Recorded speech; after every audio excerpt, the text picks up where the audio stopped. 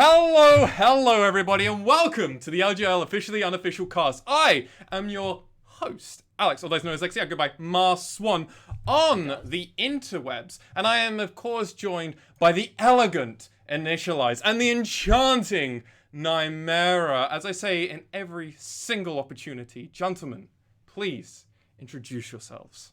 So there's not going to be any awkward pause today. Oh, you just went for it!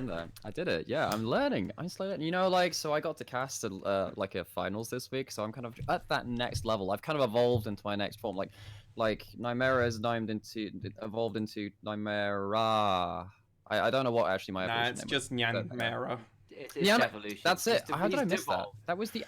I've actually devolved. Yeah, that's it. Like, I get just as you my level goes up, I just get increasingly more decrepit and weeby. That's it. But yeah, no, I'm Alex Nymaera Hapgood. I'm the color caster for the LJL Unofficial, and we've got some interesting prep done for today. I was actually going to jump in straight away as well, and then Nymaera actually beat me straight to it. So we were both on the same wavelength. But you see, that would have been almost as bad, right? Where we both try to start talking at the same time. Which would have been like, for crying out loud, you try and solve the awkward pause, and here's where you're at. I'm Sam. I'm Initia1ise. I'm the devolved person's older brother. Yeah, really happy to be back here. And we're in a weird spot when it comes to making podcasts. Like, has he actually introduced himself yet? I have. Oh. It's literally one of the first things I did. I zoned out. Yep. As soon as you just doesn't pay attention to me. Like, I know, like, you're like. That's older brother duties. My shocks. You're like, just don't pay attention to anything I have to say. It's just awful, man. Color casters, am I right? I can't relate. I'm a color caster by trade. Yeah, so that's the problem. You're on your own here, mate. While I do play both, I am a color caster by trade. So you kind of wrote yourself into a hole of isolation. Apologies, Initia1ise. You tried, but I can't truly back you up as Hearthstone, League of Legends, Magic the Gathering, Runeterra, and TFT. I'm always the color caster. So apologies, my lord. Unless the worst thing is, I occasionally play by play as well. Not yet. When we've casted, you're normally the play by play, and I'm the color caster. So I'm fully going for it, except for when I'm on host as the most duties. Then my word goes. Similar to a color caster, actually. It's just the next step of a color caster. Thank you for the rambling for the first few minutes. Welcome to the LJL Officially Unofficial Podcast. This is the podcast where we cover everything around the LJL. What is the LJL? Well, the LJL is the Japanese League of Legends Pro League. It is... Exactly, sir. Exactly. Jane. No, that's bye-bye. I don't want to do that. No. Hello. Shortest episode ever. Oh, wow. That would be impressive. Just to get rid of some of the nitty-gritty we have to do in the beginning of every podcast, we have no affiliation with Riot Games, Riot Japan, or any of their affiliates. These views are all of our own, and we do all of this on our own back. This does also include the LJL Officially Unofficial Cast. This is completely us kind of voicing our own opinions, just so everything is made far more clear. By all means, please do check out all of our social media accounts. We mostly use Twitter. You can find that at LJL Unofficial. We will have links in the show notes, as well as probably in the description down below, as Initia1ise was gesturing. As well as we do have this podcast going out on multiple platforms. If you're not seeing any of our gestures, it might be because you're listening to the audio version of our podcast, which we are on all major streaming platforms. As well as also having the video podcast, which goes out on YouTube. And these podcasts, in case you're not privy to yet, do always try and go out on Thursday around 5 p.m. That's UK time as well. Yes, GMT. I'm not... Or ES... BST, I believe it is. British Standard British Time. Standard Time. And you know what audio listeners wouldn't be missing? What? Any sponsors we have on screen. That's very because true. This show is brought to you by absolutely no one apart it's from ourselves right now. By us. It could be brought to you by us. by your company, by your brand. All you have to do is hit us up. We are... Maybe you could be here having us sing your company's praises. This wouldn't be Coca-Cola on my t-shirt. It would be your sponsor. I could just get a piece of... I could get a poster. We're not sponsored by Coca-Cola. We're really not. Don't. No, we're not at all. with all of this, I'm not even quite sure what to think of all of that. Do all keep yourself safe, happy, and healthy as best as you all can. We are still going through a pandemic, and while there are lots of information out there, do please double check any and all information you do come across and keep you and your loved ones and those you care about, and to be honest, just your neighbor in general, safe, as that's the most important thing. Throughout this podcast episode, we will be going into our main topic, which will be covering key moments or changes. I'm going to let Initia1ise and Nymaera truly explain what this week's topic is about. We're not going to be covering any form of meta talk. That's going to be going into far more depth next week's episode, as we do have some news regarding next week's podcast, which we'll get into towards the very end. So any of you that do listen through, you'll find out what's happening next week. We'll have a little bit of small talk conversation, and then we do have some questions given to us, so that is going to be fun for us to ask, and answer rather. So with that all said, I'm going to hand it over to Initia1ise and Nymaera to kind of explain this week's topic. So, well, basically, after the end of last week's podcast, we were in that kind of crisis mode again of, oh crap, what do we talk about? There's been no games yet again. Yeah. Sam had to bug off because he was feeling a bit bad after the podcast. He was feeling a bit very headachy. So Lexi and I just sat there. What are we doing? What are we going to do? Is there anything we could talk about? The conversation did pop up of saying, do we just miss a week? And I was like, no. If I have to do a podcast on my own for 20 minutes, I'll do that. We're not having content. So basically, I thought it'd be really cool to have something with a bit of a storyline, but not entirely based on it. It's still got to have some. It's just got to be something with meat to it. So last time we covered, basically the big question was change one player in any team legally, like and then could you make them a better team? And that was a really interesting conversation. Go watch that podcast. I think analytically it's our best one to date. This week we're going to be covering turning points. So often we kind of refer to teams as being streaky or having a good or bad run of form, and we want to dive into that, and particularly in this split of the LJL, and see what have the biggest kind of proponents of these changing points been? When did they happen? Why did they happen? We're not necessarily, I don't think, going to go into like how it's going to affect them in the next split, because we've still got a bit of the split to go. But I will leave it free floating and see what happens with it. But that's basically it. Turning points. That's our episode. I mean, this was always the issue when we came into this week. We were basically stuck in this weird point where we're kind of caught between. We're still in playoffs, but playoffs are still a little ways off because there was an ungodly delay before the pandemic hit, and now there's an even longer delay post that. So we've had this weird spot. We can't really do post-season content because we're not post-season, and we can't, jump the gun on talking more about the finals and the sort of the semis, I guess, the lower bracket semis, because we're not quite there yet either. So we hit this weird spot. We're like, okay, what are we going to talk about? And we had a great conversation last week about the analytical stuff in terms of like, well, what makes a team tick? What would make that team tick better? And we're going to try and do a little bit of a similar thing today with the turning points in terms of what are those key defining moments, and that can be quite hard to distill out of a team. And sometimes there just aren't them. Sometimes you just get a weird mishmash of a season. But I think the LJL this season in particular has had some teams which have had fantastic falls from grace, fantastic returns to grace, and sometimes a little bit in between. So I think there should be some good stuff to cover with this. Absolutely. I think you both hit the nail on the head there, and it's really all about what has it meant for a team to truly turn. I think everyone begins going down a road. We're going to be covering both the good and the bad turning points. I think that's an important way. A turning point, while it's always seen as this optimistic, somewhat very positive outlook, I think there is one team, sadly, a team I was very high on at the very... Those fans know which team they're talking about. We know. But I think it's important to try and cover everybody in their turning points. And one of these teams that I am excited to actually talk about, I'm not going to be talking about incredibly positively about their turning point. And it's a team that made playoffs. So I'm definitely expecting we're going to have some debates here. Okay. Which I think is interesting. I think it makes the conversation more divisive. Now, it's a team, Lexi. I would like to go into that team first, but I'd kind of like to keep to our standard access of doing alphabetical order. Standard access, huh? Oh yeah, it's a one-way access. It goes down my page. It kind of technically works.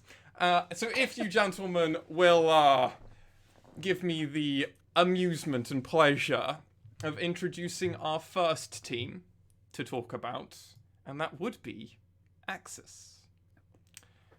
So yeah, I guess. I'll begin us. Okay, sure, cool. So I've got a week in where I believe kind of the gears started turning. I'd be interested to see what you guys think of this too, actually. Yeah, exactly. And this is why I think it's always going to be interesting to first think of a week, and then we can go into conversation. Because I think we'll also have different weeks where we think turning points might have happened. For me, for Axis, it's week 5. I think. Oh, really? Yes, I think week 5 was their turning point. I can back that up with my reasons if you would like. Okay, so Axis was, during the first few weeks, was one of the teams that was going kind of 50-50, if just garbage, to be honest. They were doing Axis things. Yes, they did. The reason I decided to go week 5 was this was the week that they ended up going 2-0, and this was the week that they were only joined by Sengoku going 2-0. So this was not a DFM week where it was DFM winning everything. This was Sengoku and Axis, and this was kind of a sign for the times for Axis in my eyes. They seem to have improved overall as a team, and they've really had a solid run, and God be damned, they used that momentum and got themselves all the way into playoffs. During that week, they beat Rascal Jester and V3, two of the teams which, in our sense, were definitely the teams that could beat anybody. And beating two teams that could basically give it to anybody, I think very much puts you in a very good position. Granted, this is a V3 that was slightly different. This was not the V3 of playoffs V3 that we were seeing. This was a developing V3 in my eyes. But this was a Rascal Jester who, after still being, I believe, 1-2 and something at this point, was still looking amazing at this point. And we thought they could still beat anybody. So can we give some context there? I believe they faced the top 4 teams at that point in the first 2 weeks, and they went 1-3, but they looked good. So they were way better than their standing suggested. That's why it was important. Yes. This was also the week that Axis got to tie up the table with 5 other teams, which is why I think that's a big week for Axis. That gets them out of that last place spot and puts them into the dummy spot where everything to play for at the end of that. So that's where I went for it. Just to double check, that was week 5, wasn't it? Week 5, yes. Okay. I actually chose. So, do you want to go into it, or I can go for it now if you like. I generally went for. So my call was actually week 3. Oh, I was close with that. And I think there is an argument maybe for going back even a week before versus somebody like DFM. But this is the first week when specifically they pick up their first win. And they do it versus the Jesters. And they do it actually pretty well. They only drop a single kill. The Corporal dies once, and they actually look really good. Galliardo gets on LeBlanc. Hyde has a decent game. Hoglet on Elise does a lot of good stuff. And even in the second game, which they lost versus CGA, this was the game where they kind of piloted and brought onto the stage. A couple other teams did it, notably Rascal Jesters, but the Jinx Lysandra combo, and had a really good kind of idea with how it was supposed to work. Corporal in particular had a stunning Thresh game. Galliardo looked very good on the Lysandra. Hoglet had a pretty good game on the Rek'Sai as well. And we saw, like, this was the point where we sort of stopped, I at least stopped looking as Axis as kind of the challenger team in disguise, I guess, is how I would put it kindly. You know, when way back when you used to have the promotion tournaments, I suppose you still see it in the LCK. We do. We still see it even in over in Korea.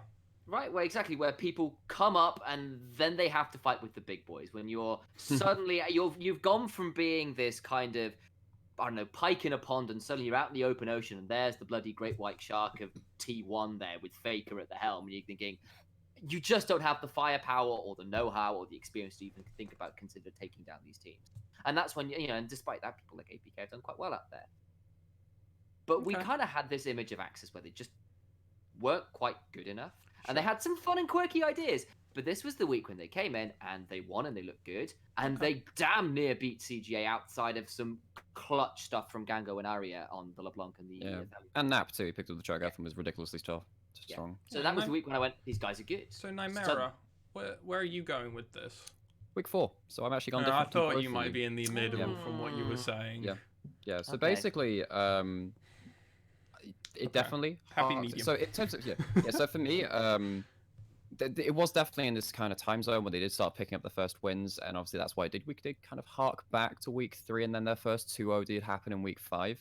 But week 4 was the moment where, particularly one player which I'd really love to talk about, Hogler, he just turned it on. This guy, I think, in the first 2 weeks was maybe angling to be the worst performing jungler in the LJL. I think his week 1 performance wasn't particularly great in my eyes. I haven't gone back and watched those games in a little while, but for me, he looked like a real point of weakness within the team. This week, he gets the Olaf on, I think that's his Olaf Sejuani game, I believe. Yeah, it is. He's and he just absolutely out-jungles the Hawks, which, again, they're a team which went through a lot of problems, and their problems started around this kind of point too in a lot of ways. So we'll talk about that in a bit. But he just big brain, manages the map, ends up counter ganking quite a lot, and ends up just like playing to their team's win condition so very well. And this, for me, this is the watershed moment where, even though they end up losing their game versus Sengoku in the very next game as well, it feels like the pieces are coming together at this point, and like they're actually all on board. And even though they had some very interesting game plans even back in week 1, where they were the only team to play Rise,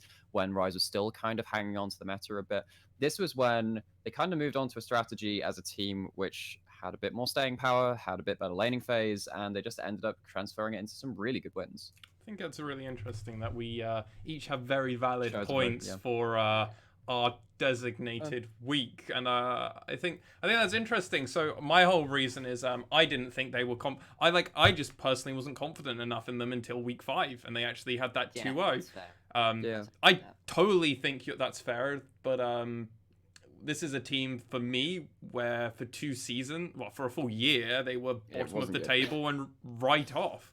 So they were not, but it wasn't just bottom of the table, it was bad bottom of the table, where they were just not good. And it does make me actually want to type a topic up that I'm going to put in the podcast document that potentially might be an interesting thing to talk about later. He's been inspired. Oh, absolutely. Pure inspiration happened. I don't think we necessarily need to have a concrete one. I think this is very opinion-based, this kind of conversation. I wasn't fully sure if we needed to agree or disagree on potentially a week or a turning point moment. So I can see the reasoning for each one. That's the thing, right? I'm not going to disagree. Like, I can see the reasoning. Their first 2-0, the point for me where like a certain player finally reached their point of competition, it was like, hey, this guy's doing well. But actually then it's like the first victory, the first composition which actually worked for them in week 3 with like the Jinx, Lissandra, and the other stuff they were doing. There were valid reasons for each of these weeks. Then verifying it with the week 5, but then actually fully going for it in week week 4, verifying it, and then really going for it week 5. So it's like everyone has a valid opinion. I mean, it is interesting because basically the first 2 weeks are 0-2, 0-2. Week 3 is 1-1.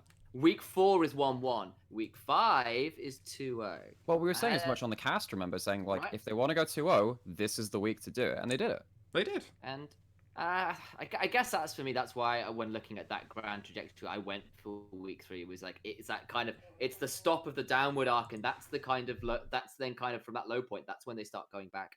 Is that week 3 point, and you sort of see the precipice there, sort of in the week 5 when you go, wait, these guys can do it. I don't know, like. And they suddenly start going from being not even in playoffs contention to start nipping at the heels of some of the other teams we might talk about as well. Yeah, and I think they got really unlucky with their first round playoff draw as well. I think they would. I think they would have beaten Rascal Jesters in first round actually if they weren't against P3. So and that's kind of unfortunate. Art on the form he was on though. True. But I just think in terms of the team MO and the draft philosophy and stuff, I think that Axis would have been a really interesting series to watch. But that's the kind of hypothetical thing we're not angling at here. Yeah, and I think it's important for our listeners to be aware there are some teams which we will probably come back to consistently throughout this conversation. There'll be other teams who we are probably going to gloss over. We will give every team a individual spot, but there are other teams that we're more interested in talking more about, because guess what? Some teams, they didn't really have much of a turning point. And for me, this is actually our next team on the table. That's why I'm segueing into this. Burning Core. For me, a team that never really turned on or fully off. They were a team that was kind of all over the place in my eyes, outside of their star top laner for me. Yeah. They were a 1-1 team pretty consistently. Yeah, they went 0-2 and then 2-0 in between week 2 and week 3. But then they became a 1-1, 0-2, 0-2, tiebreaker, playoff, dead.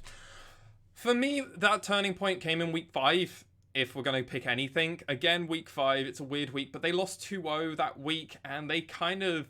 This was definitely the trajectory that they ended up going another 2-0 in week 6, and then going 1-1, scraping their way to even get tiebreakers. And they had to also get lucky with tiebreakers, because if Axis and CGA both went 1-1, wouldn't even had it. They didn't even get the opportunity. So yeah, I'm interested in your thoughts about Burning Core, gentlemen. Yeah. So I mean, I know. So basically, the way we're doing this episode, guys, is that we're not necessarily gonna dive into every team deeply and go, oh, we're gonna vote for this week is the turning point.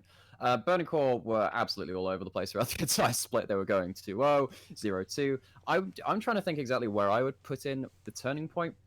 Probably is week 5 because it was so frenetic before that, and this is when it's not just unstable at this point, it's a breakdown. Yeah. Their drafts are not working out. They're struggling to find their points of pressure. Once is hot and cold, and then suddenly just goes cold, cold, cold, in terms of into the mid-late game transitions. And they were very lucky to get a tiebreaker, and they were outclassed in that tiebreaker as well, so they did not deserve playoffs, very unfortunately. I agree. I'm going to pull it back 1 week from you guys. So I actually think week 4 is the turning point. So if you broaden your lens just a little bit, so obviously week 5 they go 0-2, and it wasn't pretty. Rocky and he had the game versus the Jesters was a back and forth mess. We've seen that before. Art did dumb things on Ezreal. Definitely agree. They had a game versus DFM, which is always a tough one. Ray Farkey got on the Darius, couldn't beat stopwatches basically. But if you so that's kind of week 5. But then if you go to the other side of week 4 and you look at week 3, they go 2-0. And they go 2-0 versus the Hawks, who were looking very good at that point. This was the Ari game, which was... Oh no, don't start. Where Ray Farkey was on Mordekaiser and went 5-2-2, just like couldn't do anything about him, where once was on Jarvan. I've found our next podcast topic. Which game was most tilting to you in the LJL? It's just going to be me talking about 2 games. One, V3 versus Sengoku, and we will mention that only once in this episode because it was that bad. We can't mention it multiple times. And then this one stupid ass Ari game from Ramune. And this was a game where once went 3-2-11, was involved in 100% of the kills for the team. It was a stellar game from them. And then they had another game versus Sengoku Gaming where... So why are you picking week 4? Because you're saying they played phenomenally in week 3. And then crap in week awful 5. in week 5. Why are you picking week 4 then? I'm interested. Because I've got their scoreboards in front of me, so I'm interested. So week 4, they go 1-1. And this, for me, is the turning point. Because this is the point when you start to see where Burning Core fall apart. They'd had a bit of problems early on in the split, couldn't quite get it together, kept drafting some weird stuff, put Ray Farkey on the Darius for double games. It didn't really work out. And they couldn't quite find the way they wanted to play. They seem to have found it in week 3. They seem to know what they wanted to do, go super aggressive in the early game and rumble from there. Week 4 is where you start to see that at its best, and then when it collapsed. This is the week where once went 9, 1, and 10 on Lee Sin, where Proud on the Yuumi was 1-0 and 19. This is where Grendel for CGA was on the Pantheon support and made it look so bad. Amateur. He went 0-5 and 2 on that Pantheon and just was getting caught out absolutely everywhere. And a lot of that was Once and Proud basically having the best game of the split, and they looked absolutely phenomenal. I'd agree to some point with that. Yeah, massive flanks from the Lee Sin, ward hopping over walls to start last chapters for Yuumi, and then loads of kicks from that, and they just ran over the game. And we were having this conversation, actually is Once the best early game jungler in the league. We saw him on the Xin Zhao versus CGA, didn't quite manage to get over the line, but a lot of talent there. Proud, really good roaming with his jungler, great stuff. Then they played the Jesters. And they did the same thing again. They got an amazing start. Once was on Lee Sin again. Proud was on Morgana. They were finding amazing picks. The bindings wouldn't missing. They were flashing in for these style picks. And then the flashes turned into flashing to dying. Then Cog on a Kale, which is not one at all as yet, started getting online, hit level 16. Ninja on the Rumble was landing good equalizer. Art on this Ezreal was destroying people. Proud refused to buy a stopwatch on Morgana, was flashing in for these soul bindings. Built, he built like I think at the time he's gone redemption and stuff and all the rest of it. So but to cut to the chase, you're basically saying they had a phenomenal game to absolutely arguably one of their worst games. Which wasn't that bad in the grand scale of things. It was a 50-minute game where they were 17 versus 24. Well, what it was an exposing of the play. They also had Dragon Soul. Yeah, they did. And not a terrible game in the grand scale of things. But this was the game where we saw the problem with Burning Core, where they would start fights over nothing and lose them. This was the team which suddenly went, oh god, they started the fight over Raptors and lost it and thrown everything away. And this was the point where we started to see it, where they went from playing hard aggression in the early game and styling on opponents to that style becoming arrogance and the arrogance getting them punished. And this is the week where you see it. For me, it's, you could almost narrow it down to 2 games. The last week of week 4, first week of game 5, actually just looking at the scoreboards, because remember, first game of week 5 for them, this was the game where they played against Rascal Jesters, Poke Varus mid, and they got to a pretty absurd advantage early in the game, and they threw it over. In a row. And they against the Jesters, and actually in very similar just fashion. The Jesters breaking. Yeah, that's something right. Well, remember, so the parallel I would draw this. So for those who didn't watch in season 6, there was a team called SK Gaming back then who, they're still around actually in the LEC. They kind of left and came back. This was a team with Forgiven at his best, one of the best European AD carries of all time. He only had like his power picks of like the Lucian and the Graves though, and they went to IEM. Which was another international tournament at that time. They played against the Korean representatives, the G Tigers, and they were completely solved. This Korean team said there is no one else that can carry on your team, and they found a way to beat them just by banning out these impactful champions that Forgiven had. And basically, like, everything falls apart from that point because their playstyle has just been downloaded. People know what to do about them, and then there's kind of like the pomp and posture means nothing. And what we see from Rascal Jester is like, they have Burning Core downloaded in the mid and late game. Like, the early game does not go to them, but eventually it just gets to this point where, like, we just have to sit tight, wait for them to overstep, and then we just win the game off that. And that happened 2 games in a row, 2 consecutive games in a row from this Burning Core Rascal Jester lineup. Back-to-back Rumble picks from Rascal Jester as well, playing it in 2 different spots, and it worked beautifully. Granted, though, I think that's going down a rabbit hole of a little bit conspiracy theory potentially. Oh no, there's something about that. I think it works. Really well I think there is, but I don't think it's the defining point. I think that's interesting, though. The fact that potentially one team had fully figured out how Burning Core was playing, and then everyone just went back and watched all the VODs and everything, and they were just like, okay, do what our Rascal Jester do in our own way, and we'll win. And I mean, it worked out very well, didn't it, for everybody else? And it also, I think, sadly proved a little bit that Rocky and Yuhi weren't up to the task of carrying in mid and late game team fights, where Once and Proud would start something off with style and bombast and a touch of arrogance, more than a touch sometimes, particularly in game 4. This is a Rascal Jester, but this is a Rascal Jester that same week also lost to Axis.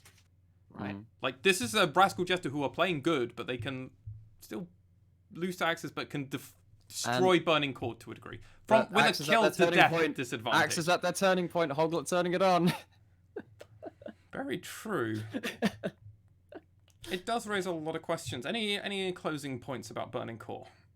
I think Sam was like, is there anything else, like, because you were like halfway through a point, I guess. But yeah, that's right. I mean, I've had this conversation before about what I read on Burning Core is, and that is basically Once and Proud play early game super aggro, partly because they don't necessarily.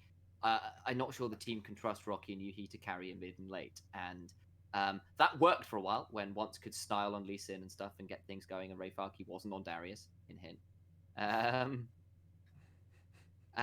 But we started to see when teams did start to manage to weather the early storm and Once and Proud couldn't do what they wanted to, that Rocky and Yuhi just couldn't step up and carry. And that's why last week we said, if you take one player out and put them in, I think all of us went either for Rocky or Yuhi, one of those two replaced. I think we agreed on Ramune actually, someone super aggressive. Well, I think we agreed on someone like that. What was it, Gango? I'm trying to remember. One of the two. Miyashi was the argument. I think. Either you go full balls to the wall, or you find somewhere to help, like, be consistent when the rest of them are being a bit less consistent. It was to do with map presence, and we were like, well, if we already know top lane is basically fine, potentially the second best top laner in the region is on their team. Where do you put it? Well, you just put the best bot lane carry, and just go, well, now we can't lose bot lane priority in theory, and just kind of mad scientist it together and hope it works. I definitely agree with Sam, actually. Yeah. At the end of this, I think I definitely agree that, Sam, that particular game was the turning point. It's not even a week. It's that one game where, like, they absolutely fumble their early game huge lead. And that's it. Like, and they did it multiple times, guys. Multiple times throughout the split. They could have been clearly in playoffs, but they threw 2 or 3 or 4 games in that exact same manner in the mid and late game, where they just went in arrogantly looking for a fight and couldn't close it out. I mean, they went on a 5-0 loss streak before pulling a win and then getting it at the end, and they just needed to pick up one more win on top of that, and they would have locked playoffs, and CJ wouldn't have made playoffs. Nope. Oh, that would have been sad. But I mean, that would have been fair and just. It would have been. It would have absolutely been. Because Crest Gaming Act is our next team, and I'm going to pass it over to Nymaera, as he is the patron bishop, I think, for the church that is Ardia. So I mean, I bring to the sermon of Crest Gaming Act and how they kind of started shitting the bed a bit in week 4. So basically for me, week 4 was when the Yoshi problem kind of rears its ugly head, and he's the jungler, and he'd been exposed a little bit throughout the earlier weeks. We thought he was one of the weaknesses of the team. I remember them coming really hot off of a couple of games through Ari and Gango just carrying the crap out of a match over a load of matches, and then they faced V3. And I was kind of arguing, well, is it actually the game against V3 which is the turning point for me? And it wouldn't surprise me if one of you guys picked that, because basically leading into that game, I'm like, okay, V3, they've gone 1-1 twice or something, but how do they rack up against CGA? But they have huge jungle diff, and they can just win through that. And that game, V3 win handily, off the back of Archer having a really good Xayah performance there as well. We kind of fast forward over to week 4. And this is where CGA have kind of tried to problem solve in their head and kind of say, okay, Yoshi is not working on the meta junglers right now. His Lee Sin, we're winning on it, but it's not because of the Lee Sin that we're winning. The Trundle is not looking good at all. So let's experiment. Let's have some different picks coming out of this jungler. He played for his last year a couple of times, and he played Kindred. Okay, let's try the Kindred. This is the game where they played Pantheon support and Grendel, and we talked about this from the side of Burning Core, and they got absolutely crapped all over. It was awful. Adia on Yasuo had some very nice swirly little plays. It meant absolutely nothing. And then they went on to play Rascal Jester, and then they also no, that's the wrong team. So they played DFM, and that was more competitive in terms of its laning phase. But Yoshi played a Nidalee in that game, another different jungler, and it ended up being just very low impact again. And for me, this was kind of the point where they realized, oh crap, we tried rolling the dice on Yoshi in terms of his champion pool. It's not working in terms of meta. It's not working in terms of comfort. What do we do now? And then they go on a pretty huge loss streak after that.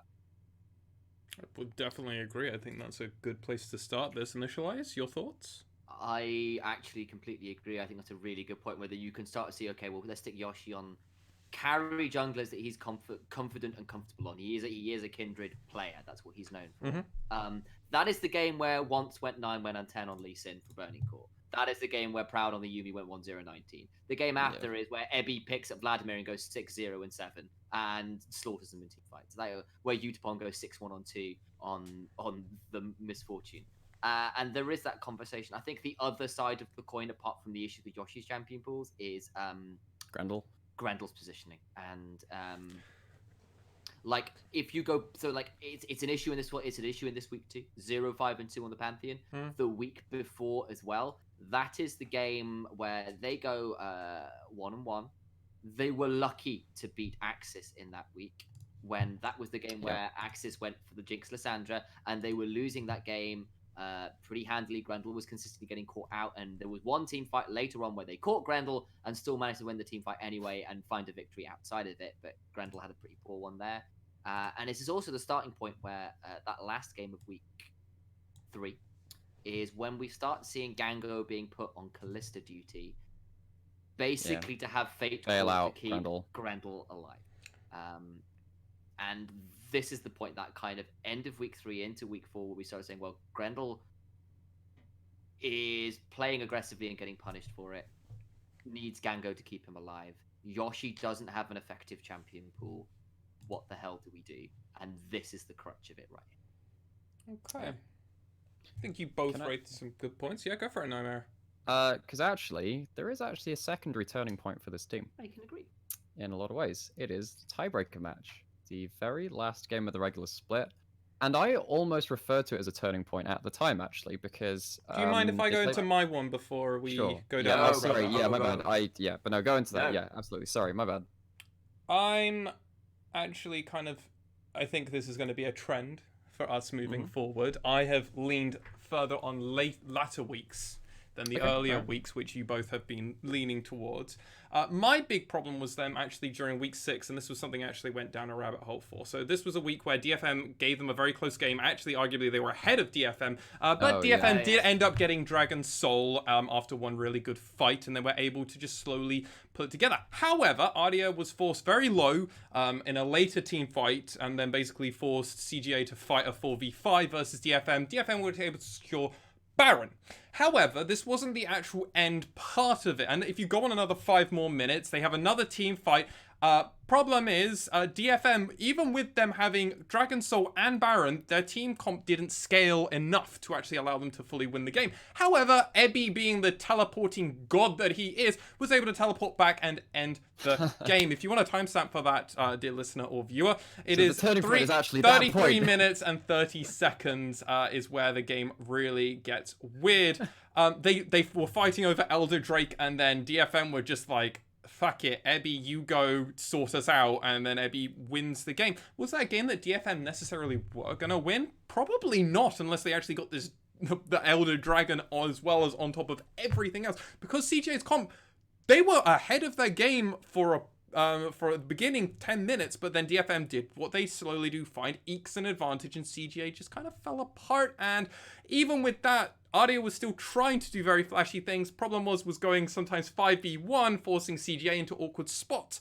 And this is where I started seeing cracks in CGA, where things weren't always coming together. They then had a backup game where it basically happened in almost the exact same minute part versus Rascal Jesters.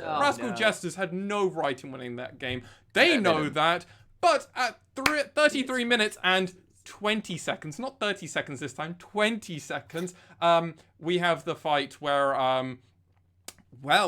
being Blitzcrank and being Vivid means, guess what? I can ult 3 people as Blitzcrank, meaning their silence taken out of this. Everybody got deleted. Ardia got destroyed, and that was... Well, this was a game where Ardia had a Magi-Eyes. It was this was the game where DFM had... No, Rascal Jester had no right in winning this game. No right! This was CGA to win, and with Elder Soul as well. God, and with Dragon Soul, and they can still lose it. This was the only reason they win that game as well is because they have an Aphelios and an Azir who are really good at killing turrets too. They win one fight, run down mid. And then from that point, they then end up not winning any games there, going into week 7, looking for again one win, not finding it, losing to both Axis and V3, looking incredibly like they can bleed. And this was a point where I was like, going into tiebreakers, if you're me, I think they can actually go the other way, and I actually think that potentially Burning Core could have won that point. Because going into that game, this was CGA after losing to DFM. The wheels came off the wagon for me, and that was their turning point. And I actually think CGA almost didn't deserve to make playoffs with the way they had been playing those last 2 weeks. I completely agree. I think I can see that. Speak particularly around. It's a bad turning point, not a good turning point. Bad one. It's that CGA DFM game. I think there's something to it as well, where like they were running Sejuani, Echo, Callista, Nautilus. They got ahead early, and it's like, fantastic. Echo and Callista snowballed. They want to go diving. But they were against a Gangplank, a Cassiopeia, an Aphelios, a Taric. All of these characters, like, hyper-scale towards the late game. Taric ult in the late game is disgusting. Aphelios, Cassiopeia, Gangplank are some of the highest DPS characters in the game. Like, flat out, give them 3 items and they can definitely win a team fight. And Arya threw 1 or 2 kills in places that gave DFM space. And then suddenly they were back in the game. And then the Rascal Jesters one was just like, Arya, again, a clutch late game team fight, just not going that well. I mean, it was also Vivid just ulting 3 people. Oh, yeah. And actually for me, the big moment in that game, because I remember casting it, because I didn't get to cast the DFM one, unfortunately. I cast that one. The Rascal Jester one, there was a point where CGA are kind of lining up to do Baron and have, well, kind of like threaten Baron, but also have Arya with teleport on the bottom side of the map. He's laning against the Azir. He's got a Medjay's. He would just one-shot that fucker.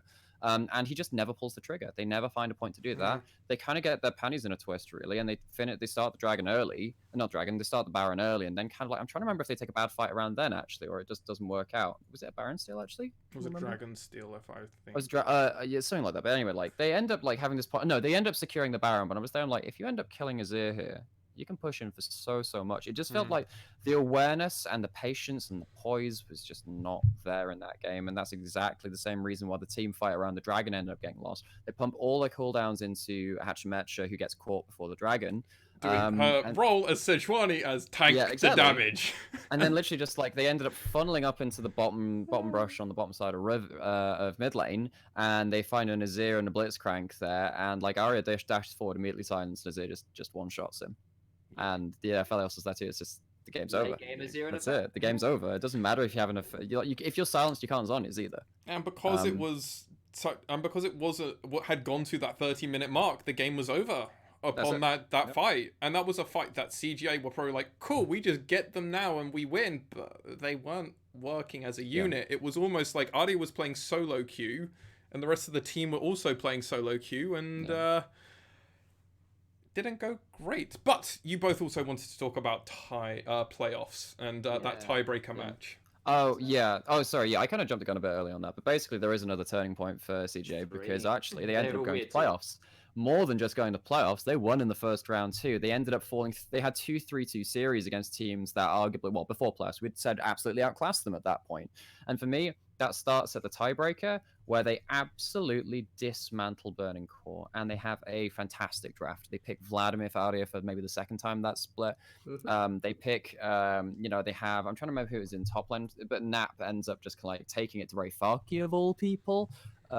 Yoshi has a great game on the Java, and importantly for me... No, he's set versus Gangplank. Yeah, Nap wins but importantly for me, they go towards something which covers up Grendel's weaknesses in a lot of good ways. They go for Azir Rakan in the bot lane. It means that they're 2v2, very, very strong. And the best thing is, if you go in as Rakan, you got a battle dance to go back out to your lover in the Zyra as well. And you have 2 charges of that, so if you get interrupted the one time, you got it another time. And they just played around this with just absolute confidence, and they just dismantle Burning Core. So as soon as they had this draft, I'm like, they have found a way to make these problem players succeed. Grendel, which is half of the problem, well, no, it's not half the problem, but one of the players we'd put question marks on, has a champion where it now has to be considered massively. And for me, I know that you guys are kind of calling it a bit of a hot take at the time. And in fairness, it was a hot take. It just ended up kind of sticking at the end of it because, it did end up coming out in Game 5 Rascal Jesters as well in their first round series. But, for me, that was a good turning point for them, which is not something we talked about it with Axes and stuff. But I'd love to get your guys' opinion on that, actually. So, I think we've had, of the 3 turning points, our first one was one of kind of a draft and play style flaw that had become exceptionally exposed. They're down in the jungle, down in the support. And then we kind of talked to Lexi brought up the week 6 one, which was, I think, probably distilled down to the word poise, where their late game and mid game team fighting poise was called into question, particularly for Arya. Then we get to this one where, like, those issues just are kind of apparently solved. Yoshi has his best game of the split. By far, like, his Java game is superb. We saw the bot lane look composed. I think this was close enough to a perfect game, wasn't it? No, there was like one Herald that went over. Rascal Jesters were our only teams that could get perfect games. Yeah, that's right. Sounds about right. Rascal Jesters. They're such a weird team. I cannot understand them. It's great. They go from being like brilliant to just awful in like moments. They're mad scientists. They get 1 kill on Yoshi around Wolves actually in the late game. That's it. They do. Sorry, yes, that's right. And even then, they lose the team fight. So whatever, right? And so I kind of agree. This is that point when we start saying, well, okay, this is potentially what CGA could be, and they seem to have potentially, at the very last moment, found a solution to some of their issues around kind of mentality and poise and. They're a story team. Playstyle problem. Yeah, in a lot of ways they are. Yeah. I think that's a fair way to put it. They are a story team. They had lots of up and downs, as it would be, and they made playoffs at the end of the day. So who are we to potentially give and or take that away from them? They made it themselves out of their own vigor, blood, sweat, and tears, and all that other jazz. However, a team that didn't really have much blood, sweat, and tears to make it into playoffs was Detonation Focus Me, who, to a point, if you force my arm, I can say a week where I think there's a turning point. But at the same time, I don't really think that was much of a turning point. I think DFM has played very solidly this whole split. And if you really want to stretch, you can start talking about playoff stuff. But I mean, I don't put much equity into that because I was more looking at spring split specifically, not playoffs. So I'll defer it to you, gentlemen. Yeah, for me, if there is a turning point, it's less of a point, it's more of a curve. It's a slight curve, which is why it's difficult to talk or about it's a blip. Exactly. Right. Well, I actually not even don't, a blip, really. For me, I think the argument against it being a blip is that they lose their first game to Sengoku in week 5. 6. A lot of stuff comes up. Oh, is it week 5 or 6? It was week 5. Week 5, right? Yeah, sure. And I think there's some we'll dive into that in a little bit. And then of course Sengoku then once again go on to beat them, but this time in playoffs, and they 3-2 them there. But it's not like DFM have had a fall from grace. They're still a team to be considered with. If anything, it's more about the scene changing around them. I haven't got much notes on them, by the way. My week was week 5 if I had to be forced, so. Yeah, week 5 would be the one because that's their first loss, right? So that's an easy kind of thing to put a pin in. Yeah. And we did talk about it quite a lot last episode in terms of it's going to be a recurring thing in this podcast, isn't it? In terms of we did talk a lot about DFM towards the end of last podcast, I think. Oh no, it would have been the one before that. We talked about a little bit before in terms of what's going on with them. And I think at this point, week 5, it kind of shows the kind of lack of contingency plans if their level 1 falls through.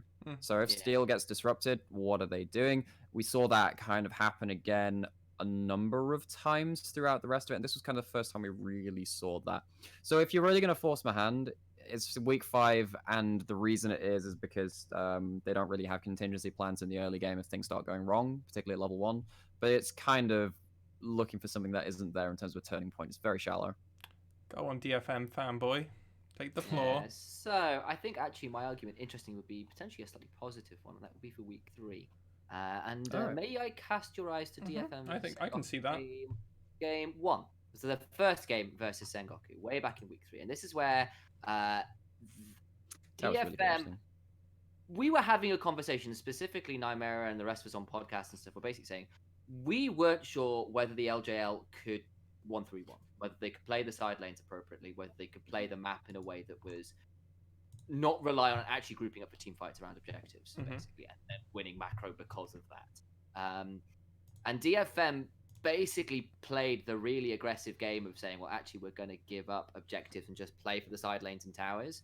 And they played the map so damn well. They gave up Infernal Soul. They gave up so much stuff. They were versus an Olaf Soraka that was just like, what on earth do we do about it? And the kind of macro problem solving that DFM proved, and their kind of ability to play around power spikes and opportunistic moments and still find ways to stay relevant in terms of particularly playing with the Set and the Ezreal to find pressure in side lanes was very impressive. And I think this was the point for me when there was this question that we were asking about, okay, DFM are a good team, they play team fights really well. Set plays a side lane, or like Evie seems to be playing a side lane, right? But there was some questions. It was a little bit sloppy in week 2. What are we thinking? This was the week when DFM, we saw like they brought in this amazing coach of honor, who's this story coach over from Korea, worked with some of the best teams who have ever played the game. And we were starting saying, okay, this coaching staff seems to be having some impact because they are playing the cleanest sort of side lane 1-3-1 macro tear you apart style of gameplay that we've seen in the LJL to date, and I think this is probably the game that proves it. I don't think that's a terrible interesting point. I think that's also fair. It's also a point where we do also see them almost finishing the gauntlet. Obviously, going into week 4, they actually finish the gauntlet and go undefeated versus every single team. I think week 4's probably the turning point. I can't remember quite who their week 3. I can't quite remember who their first game was in week 4. Just pulling that up now. It was Rascal Jester, who was the team that we actually all were like, oh, if anyone's going to try and beat them, it's got to be RJ because they could mad sign. But I think that's a really good point. I really like week 3. Remember week 2, because speaking of the Rascal Jesters, week 2 is the week where we kind of raised the question of does the LJL need to do its 1-3-1 homework? Because DFM had this game against Rascal Jester where they got the 2 power picks of Syndra and they had Syndra, Aphelios, and Akali, which are all like S+ tier, must ban, must first pick champions. But they kind of didn't stick to the mid game, late game landing in terms of the macro. They took a long time to kind of reach a point where they were comfortable in the game, and they were kind of going way back and forth with Rascal Jester as well in a lot of ways. And they had to like find a way to kind of problem solve and do some smoke and mirrors in the late game to win the game. It wasn't elegant. And for me, yeah. But so a game you don't have to win a game elegantly to win it. Exactly. Yeah. But it raises problems. DFM, right? Yeah, but it raises problems with like like what happens if you have a game where you can only win it 3-1 or something like that because you've been outdrafted or the other thing. I mean, basically it's just a question about the fundamentals of League of Legends, how you're managing sideways. So for them to come back in week 3 and kind of kick it back to us and kind of say have at it, that is a turning point. Week 3 was the different point. Week 2 was their first matchup against Rascal Jesters. Right, week 3 when they kind of came back and did not come back. Oh no, not week 4. They are just continuing on the pressure, going very good, and starting to do 3-1-3 against Sengoku and the Hawks. That was the one. Yeah, the Sengoku game for me to kind of go, actually, wow, you really guys have a handle on your win conditions and like. I'm here. Yeah, my mind's all over the place, but yeah, no, that one Sengoku win, kind of being there and saying, these guys really know their win conditions in terms of you can give up Infernal Solvis and Olaf, Soraka and all this other stuff, and they end up winning the late game. I think that is a very interesting turning point and not one I considered so far. So point to you, Sam. Yeah, no, I definitely think Initialize Ray is probably the best point out of all of us. Though at that, I do have to give it a grain of salt for my true appreciation for that point. Because, to be honest, this is DFM, and my expectations were incredibly high. Yeah. And to be honest, matching expectations, is that much of a turning point at that point back then? If I talk to week 3, Alex, am I surprised? Probably not hugely, but I can probably think about it more reflectively and go, there was something to say there. Exactly. It was more. There was more at the time than we could appreciate then at that moment, as opposed to now, where we can look back with hindsight. A team I'd love to be looking back with some hindsight, though, would be the.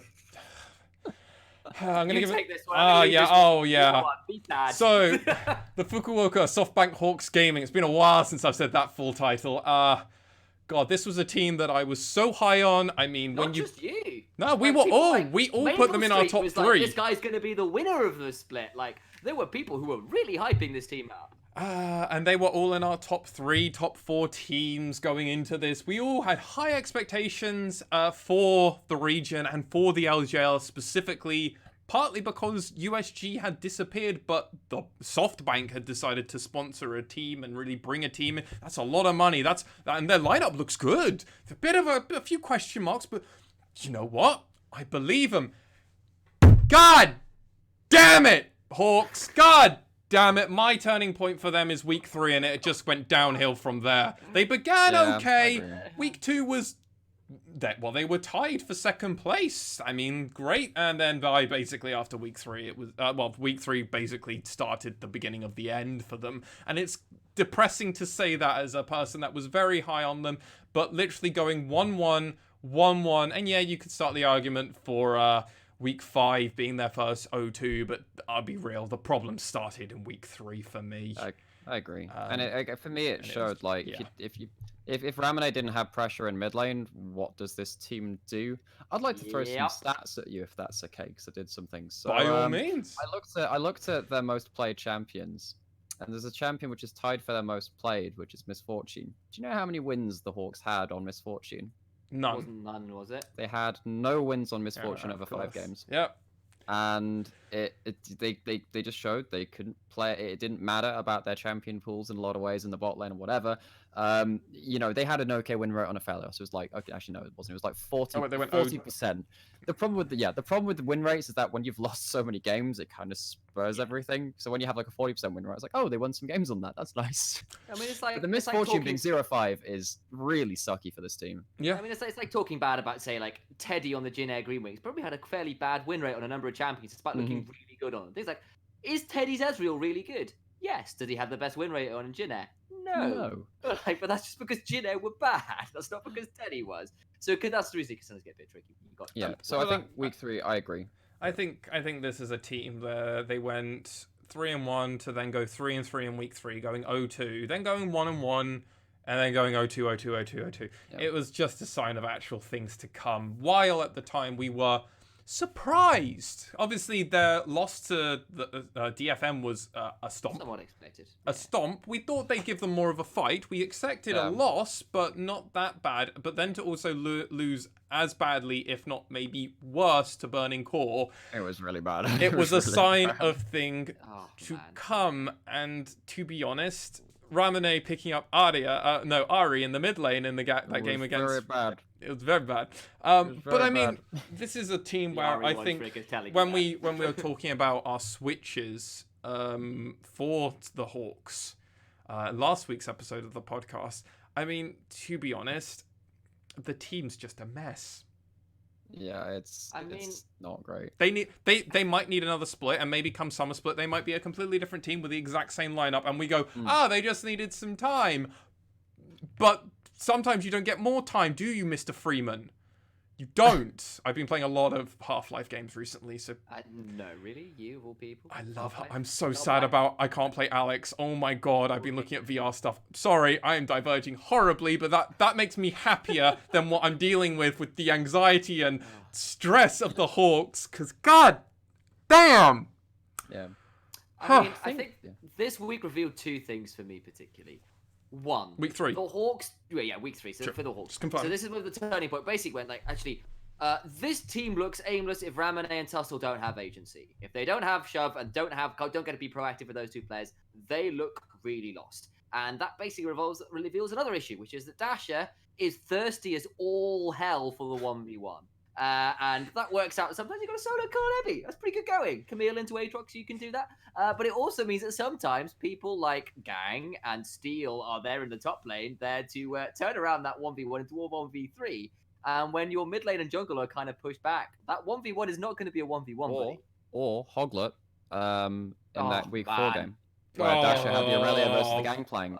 And Dasher had a really good 1v1 as the Aurelia versus the Gangplank. Killed him like twice. He was 2-0. And he got like shut down all inning twice. It's like, oh, that lead you had is very gone. It's very gone. Yeah. And this was the point where we started to see this from Dasher as a player, where like we could see the man loved his 1v1. Right, how did I? But the thing is, you could guarantee he'd go for it without fail. Which arguably was far better than the bot lane from their side, who would just kind of idly sit there and just kind of roll over. And it was just the most depressing thing where it's like, at least Dasher wants to become Ray Farkey. Whereas you look at Honey and Pooh and go, can you try and become Yuhi and Proud? Like, at least Yuhi and Proud. We're not asking for Vivid and, like, Hacha-Macha. Like, we're not crazy. We just want... Can you... Come on. Much like you could download Burning Core and say, okay, well, we know they're going to go hard in the early game. But Burning Core. Sam. I think SoftBank just like took their own file and deleted System 32. Okay, yeah, but the point being is like people downloaded the file. It was like, wow, this is a simple page. If I shut down the mid and the jungle, the rest of the team plays the same, and it's like as if they had made jungle pressure. I really want to go back and watch week 2 SoftBank and see what they did right. Do you want me to? Do you want some rose-tinted glasses to go with that? No. I just want to know what they did right, so I can then come back when I'm thinking about in summer split, because like that's what I'm gonna be thinking about. I'm like, all right, in summer, this is what they did good. Let's try and figure out if we can do this consistently, because maybe we might start winning again. Yeah. If I could throw an even... Okay, it's actually an even more depressing though, actually. Arguably, there's another turning point, and it's another bad turning point. It's always bad with the Hawks. So, week 6, game 2 versus Sengoku. SoftBank played this huge wombo comp of Akali top lane with a Taric ult on top of her, delivering a Galio to the back line. And they fluffed it so bad. But they played Akali. They played 10.4 Akali. But Akali with Taric is actually pretty okay. It stops a lot of... Anyway, regardless, the whole idea is that you just launch yourself forward with the Akali, which gets the Galio into the back line. And like, they just completely fluffed it. Like, I thought they were getting kind of... I thought they were very solo as a team anyway. Like, they love playing their individual players, occasionally going through. Yeah, they were solo queue through and through. Yeah, exactly. And this kind of just made this problem even more like exacerbated, because it showed that even when they have the simplest go-in buttons of press your ultimates, they couldn't pull it off versus Sengoku, and it was awful. And they failed like this big wombo like 2-3 times, and it was just really unfortunate to watch. So arguably, there's another turning point of that game as well, where you're just like, maybe they can't do even the easy team comps. What do they do now? I mean, go back to the drawing board and start from the ground one. Play Talon and Katarina. You might as well start playing Tussle on Shaco for the like full solo queue commitment at this point. So you can bring the circus as well as your own players. Oh, it feels like you might as well. But let's go more positive, talking about the circus, and talking about jesters. Specifically, unless Initia1ise has any closing thoughts on SoftBank Hawks. I mean, the thing with that week 6 one as well is there was the other game was the one versus DFM, where it was Ebby on set versus Mordekaiser. And anybody who has seen Ebby on set versus a Mordekaiser knows that should send shivers down your spine. And this was a game where Ramane pulled out another new champion. He'd gone towards the Vel'Koz, Seros had gone towards the Ornn, and like effectively what it showed again was that if Dasher is put behind, he doesn't play weak side all that well, and the bot side doesn't do anything. So, like, well, the pressure is all on top. But, like, Ebby goes 6-5 and 7. So he dies a few times. But even when he's dying while, like, making Dasher suffer and make him like this little bitch, pretty much. Like, walks forward and face break is the dude. And then, he goes 1 for 1. But, like, everybody's had to go up to try and bail them out. And then Honey and Pooh are not doing a lot. And they just hit this point where, like, okay, so Dasher is either really aggro going forwards, and that's predictable, or he's not playing weak side that well. The bot side's doing nothing, and if mid and jungle don't have agency, then this team has nothing.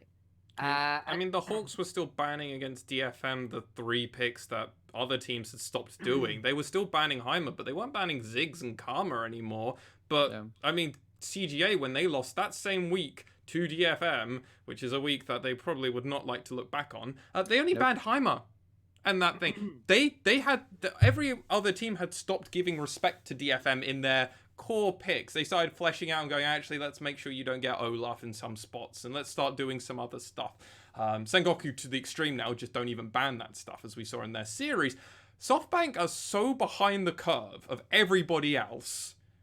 They're still having to go on op.gg, ban the OP champions, and hope that that fixes their problems, because that's how far they are behind. I mean, that was the issue, right? Was all the other teams improved over the weeks. SoftBank Hawks started okay. You know, they started at a decent level, but went nowhere from there. And that was a real problem, especially when they started trying to pull out new picks to try and solve their issues. It didn't solve the fundamental synergy issues. It did not. Yeah. And that was it. But talking about the circus, as I once was with Shaco, and talking about how certain things have been going, Rascal Jester. Man, where do you even start with this team? So actually, this is a team similar, weirdly enough, to DFM for me. Because they were a team that I always were very confident, even when they were at the bottom of the table. I never thought of them as a bottom of the table team. I always thought of them very middle of the pack. Even when they were in 6th place, 1 and 3, 2 and 4, 3 and 5. I was like, nah, Jesters are fine. They're fine.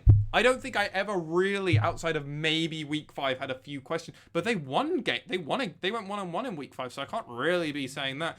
And then eventually they turned it on, had a perfect game back to back, and frankly, these were adjusters where you could go, it's week 5, it's week 6, or it's week 7. But I mean, for God's sake, I picked week 7 as their turning point because they had a perfect game versus Sengoku. But to be honest, I was actually very happy with them all week through, so I don't think that was a turning point. I think it was just a slow trajectory up. Yeah, I mean, if I was going to choose a point, it might be week 5 in that game versus Burning Core. Okay. But I'll hold that thought. I'll hold that thought. You're thinking week 5. Initialize. Go for it. All right. So I've got a bit of a different one, and actually, I think their turning point in some ways was the absence of one. I think week 3, and I think because they had gone 1 and 3 in weeks 1 and 2, and we basically said these guys are good. They've just played tough teams. They'll clean it up. They'll clean it up. They'll hit week 3. They'll clean it up. They'll prove they're supposed to be. They'll pick up loads of wins. And they didn't. They went 1-1. They lost the game to Rascal Jester, and they lost the game to Axes in pretty bad fashion. And then they kind of demolished V3 with a Jinx Lissandra combo. And we basically went, okay, actually, these guys are just weird, and they beat everyone and lose to everyone. And it was this kind of realization, and it wasn't just that they were playing against tough teams and putting a good showing. They just were exceptionally inconsistent. That kind of comes with the champion pools, though. They just draft so weird. Bad thing to not have a turning point. We were all saying DFM wasn't a turning point, and that was a good thing. So what are you thinking this is a bad thing? I mean, arguably they have less of a turning point even than DFM. I think even then DFM have some points you kind of go, what about this? Maybe you can say the Burning Core games, the back-to-back ones, which we said for Burning Core in a lot of ways, right? Where they showed they had this poise in the late game. They had some really interesting compositions. I'd almost like to break my own rule and say playoffs was their turning point. Yeah, maybe. But then and it's such a shame that they had to come up against CGA that's fixed some of their issues there. Yeah. Because they were so fun to watch in that series. 5-game series, absolutely go watch it, guys. Best of 5. So much fun. I think the deal is with the Jesters is what I think we ended up terming them as was they were just a clutch team, and they say that week 5 you're referencing Nymaera, like the Jesters versus the Burning Core one where Ninja was on the Varus, and like some of the kind of balls out flash chains of corruption that man in the mid lane was pulling off. Were like that was what won them the game. It nearly cost them it too. And yeah, absolutely. I don't know. That game distilled a lot of what I think about the Jesters. Really. I want to ask you both a question regarding the Jesters. Shoot. If in summer they went undefeated and stormed all through everybody in playoffs and went to Worlds, would you actually be surprised? Or would you actually be like, they've just figured it out? And partly maybe the metagame goes for them. I'm interested because I think part of us are so locked in on Rascal Gestures just being maybe the best, but also could also be the worst at parts. They're very inconsistent. They're almost like half and half. The champion pools are really cool. Ninja plays everything in the mid lane, and he does have some great play. He has some great team fighting, some great playmaking to go with it. I mean, he solo killed Arya in the first game of playoffs, for God's sake. Like, this guy's got some talent. We've seen the absolute godlike carry. He was actually the MVP for our stream on the losing team in the first round against CGA, and that was a 2-1 vote. We were thinking about Arya as well, but this guy has some real talent too. I can't see them coming out and storming through summer in that kind of regard. I just don't. No. Whether they do or not is not the question. If they did, would I be surprised? Oh, absolutely, I would be surprised because after a few weeks, would you? After like 4 weeks, because that's the question. No, that's my question. Yeah. Okay. No, you see what I mean? Here's how I try and answer that. Could I predict that? No. If it happened, would I be surprised? Yeah, I would. Even if they came out of the gate strong, I'd be like, okay, cool, we got some stuff to consider. But then they would always be in the back of my head. When's it gonna roll the other way? So, here's how I answer that question. The question is basically like, what would the Jesters have to do? I suppose is the extended sort of like context of this question. What would the Jesters have to do in order to do what you're asking? To run through and clean sweep the whole thing. Sure. Would anything have to change? What would have to change? And I think there's probably a couple answers to that, and that is Ninja would have to be more consistent, and so his playmaking would just have to hit more, basically. It's not meant to be a deep question, lads. It's just meant to be a kind of gut response thing. So, I mean, I would be surprised, and I think the reason being is that I think in some ways the Jesters firing on all cylinders is kind of quite a narrow condition, and that is Hatch and Mecha downloading the enemy jungler, having great levels 1 through 3, because when he does that, the opposing jungler doesn't get a play. Otherwise, he's good, but not the best. He's the best when he gets to read someone. It's Ninja. Not a gut response, but okay.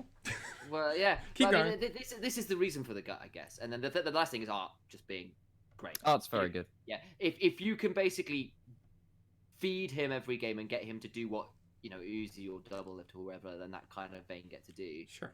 There is room for that. So, yeah. My response to my own question would have been first 2 to 3 weeks I'd be surprised, eyebrows would be raised. But after, if they're on week 6 and they're still doing it, I would be like, no, they're probably just the best team in the region at this point in time. And until someone takes a win from them and until they start looking rocky, I'm not going to give a question mark to them, because I do think, in my eyes, personally, they have this mad scientist point of view where they could run like it in a magical Christmas land. They are one of the few teams where if they hit a meta, like if a patch came out, like a big patch, like Season 10 patch came out, and they came to it like a duck to water, they could win worlds. They could genuinely be the best in the world. But they could also go 0-10, and I'd be like, yeah, that's my Jesters. I mean, Ash got a really big buff, so maybe you understand where I do believe their ceiling, because of some of the players, is very high, and they haven't quite hit that ceiling yet. So I think that's I don't know how far it goes. It could go very much further. It could just be like they get to round 2 of playoffs. The thing is that the famous example of that for me, I've mentioned it a couple of times on podcasts, but it's Season 4 KT Arrows, who won Season 4 Summer in Korea, and they coin flipped their way to a Korean title in the hardest, the highest level of competition that perhaps the world has ever seen. They didn't even get to Worlds, because the way that Korea works at that point is I was on circuit points and they only did one that was silly. And they absolutely flubbed it in the qualifier. It's just like, oh, so they can get a Korean championship by just flipping a coin each time, but like there's only so far that goes. And while Rascal that's the thing, right? They actually might be able to coin flip their way to a LJL title, but then you have to have the coin flips after that too. Let's run it up. It could be crazy. I'm all about a gamble, so I'm all about it. Yeah. I mean, I do think that they have bad matchups against some LJL teams for now. Sure.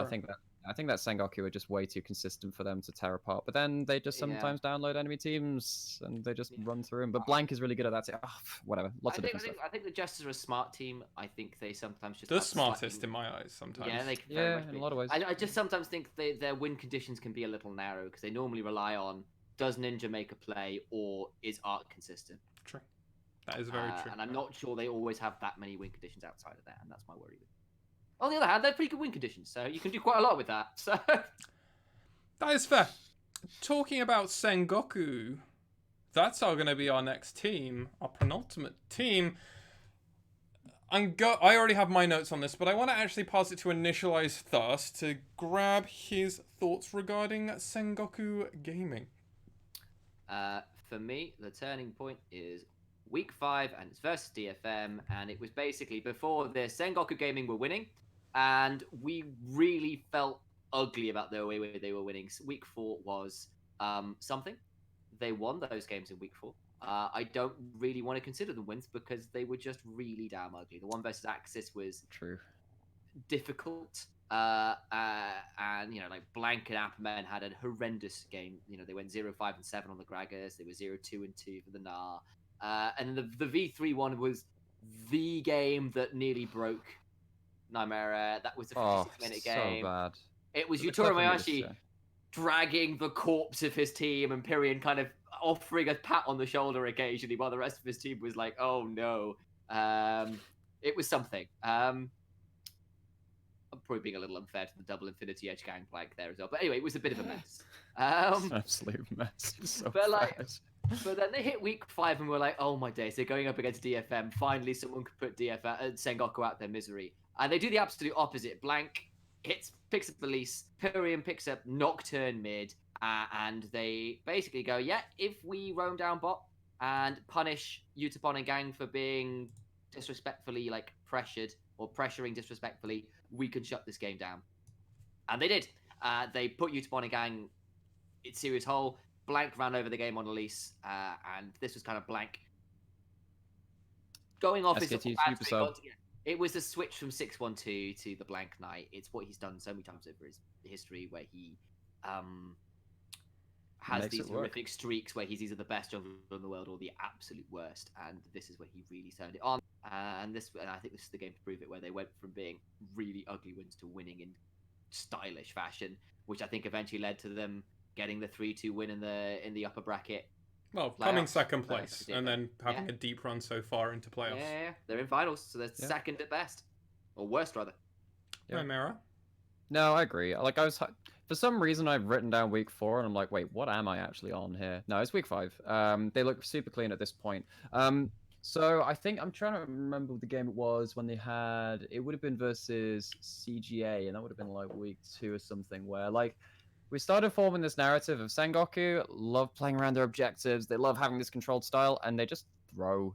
They just throw super hard at some point during the game. True. And they do this versus CGA, where like they have like a Kale scaling up, doing really well in the side lane. They've got some really nice plays. They're kind of setting up. They're pushing in all lanes. Kale dies. They get triple killed at Baron. Baron is stolen. Game ends.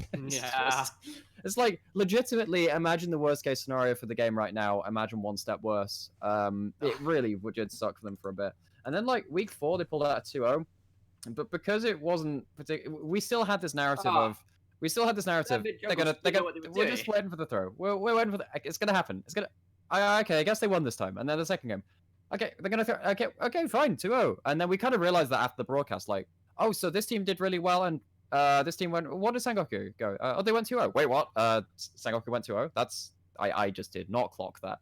No, we actually had a podcast episode where we where I think where a couple people went, yeah, Sengoku went 0-2, and I was like, no, they went 2-0. It just felt like they went 0-2. It was something like that, yeah. I was just like, mainly because the V3 game didn't feel like a win, if I'm honest. It was really bad. But yeah, week 5, alongside these kind of mid-game shot calling calls, let me find some other stuff that I put down here. So I think basically towards this point and towards the end of the split, Sengoku started finding the right picks, particularly for NT and Appaman. And I'm trying to remember exactly why I said that, because there are some stats. I believe it's Aatrox and then Enchantress, well, like mage supports for NT as well. Because if you look at their most played champions, Aatrox, they're like 4-1 on. And you look at the points where they started picking them, it's only been towards, like, so they played it 3 times in playoffs, in fairness. They played it 3 times against DFM, so that's something.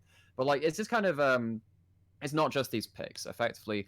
Appaman love to play like these split pusher kind of things, and but he should really play something that has a safer laning phase a lot of the time. Sometimes he gets kind of in the early split, he was getting a little bit abused on some of these picks, and then NT picking up Morgana was such a godsend from them. And yeah, he's 3-0 on the Morgana as well. He's actually 3-1 on the Thresh and all this other stuff. He's really good at these pick supports with a bit more agency in the game.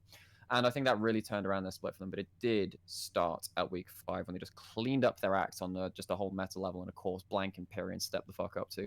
So I'm week 4. You did go for that one. Okay. I went for week 4, and it has to start somewhere. And arguably, this more leans to a player-specific turning point. And you both know which player I'm going to say here. It's Yutori This man came in and said, lads, it's cool that you want to lose this, but I actually want to win, and then went promptly 8-0-1 in a 9-6 game versus V3 Esports, which was it's that V3 Esports we've said countless times about, we've ranted about, but that's a game Yutori Muashi actually looked phenomenal on, and was the only reason that Sengoku had at all a chance to win that game. They won versus an Elder Dragon, didn't they? Yes. Yeah, they did. That's how insane this man is. Elder Dragon Baron buff under inhibitor. Granted, this was also 10.3 Aphelios, who was broken as balls. Yes, so it was a 4-item Aphelios. Like, by the way, the Aphelios theme song. No, 5 items. Six items. He was all 6 items. He sold his boots and he'd gone for all of it. That's how. Right. That's the only reason that Yutori Muashi, like, god damn, that man is good at Aphelios and just good at this game. The song they made for Aphelios' release, by the way, is really cool. I only discovered it existed last week. It's Did really not know cool. they had a song, but then because they don't do the login screens anymore, so you don't get to hear this shit. It's really good. But then you guys didn't know that the LJL had a song till I told you both to go listen to it. That's the problem. I need exposure. So that's why I gave it to you, and that's why we play it normally during our cast to try and give it. I will listen to this Aphelios song. I'm interested. But the other reason I picked week 4 is, god damn it, Pyrion and Yutori while Blank and Apperman decided to int their way through that game, Yutori and Pyrion said, nah, NT as well didn't want to int. He's not interested in inting. But, I mean, god, Apperman and Blank went, oh, bless him, he had some good Grog assaults, but bless him, he went 0-5, and that's, that's not a, you're meant to be one of the best junglers in this region, and that was not a good one. But Pyrion went 5-0-2, so I'm willing to forgive a little bit, as they are kind of a combo together. They're like a combo meal. You go to the boss man round the corner at the chicken shop, and you go, boss man, I want a number 3. You don't want the chips, but the chips are coming with it, and the chips are getting the sauce which you want for the chicken. So it's kind of a combo meal. So Pyrion and Blank, combo. I see. I'm with Boss man. Boss man. Boss man.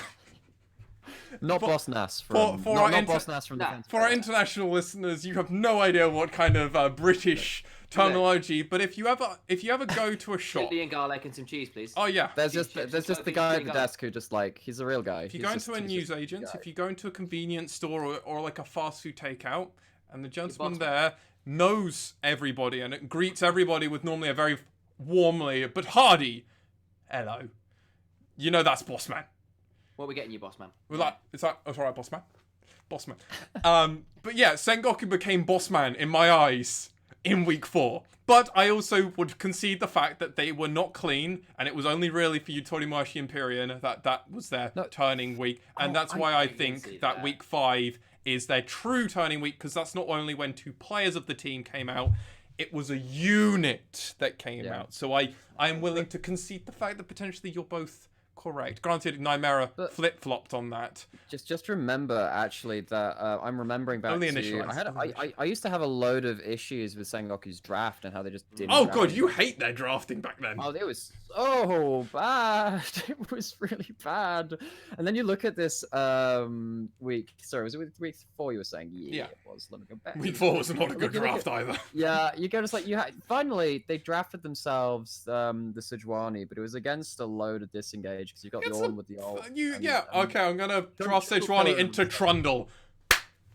Yeah. Problem. And it's more than that. Trundle's good in the isolated matchup, but also Trundle has Pillar for disengage. They have the Orn ult for disengage. This is also 10.3 Trundle, not 10.7, 10.8 Trundle, which is significantly garbage in my eyes. Not garbage. Well, I saw. He's the trash king again. Trundle's okay. Oh, I've got weird. Okay, that's specific spots. You can't just blind pick him in a lot of spots. Yeah, he's really good versus a lot of tanks, and more tanks are cropping up. And you pick him with Trust the attack, you put ult on them, and then the exposure damage you get is just nutty. Initialize, I can tell you're.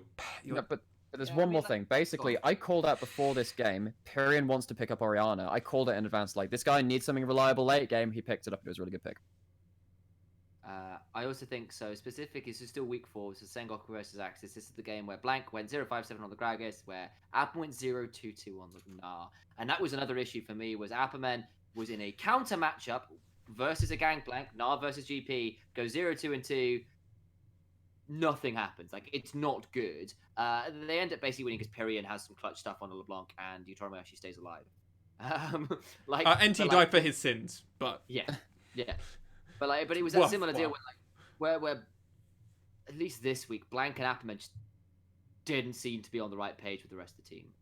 And it got better throughout the rest of the weeks, but there was this point where we were like, what is going on? Especially after we kind of had Apperman down as this guy who would split push really hard, could play a Yorick and win the 1v2s. I wish that come back. I wish that would come back. Yorick's not being changed, so I don't know why. But I think that Sengoku really loved to play around at a capable, reliant team fighter. It's like the same problem we saw with DFM in their series, right? You pick up Gnar and you've just hamstringed yourself about when you can take those on the diamond gauges. True. And it's like they are currently 4-1 with Aatrox. Speaking about the Gnar, they're actually 3-1 on that too.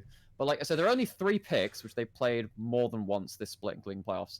Aatrox, Gnar, Ornn. They're 80%, 75% win rate, 50%. The rest, they've either got one win or a single win or a single loss on them. Mostly like, they're really crutching around these picks, which can fight at any time. I wouldn't be surprised if that changes. But it's going to be interesting because playoffs has made things very weird for my thoughts on Sengoku. So I'm. But that's for next week. Yeah.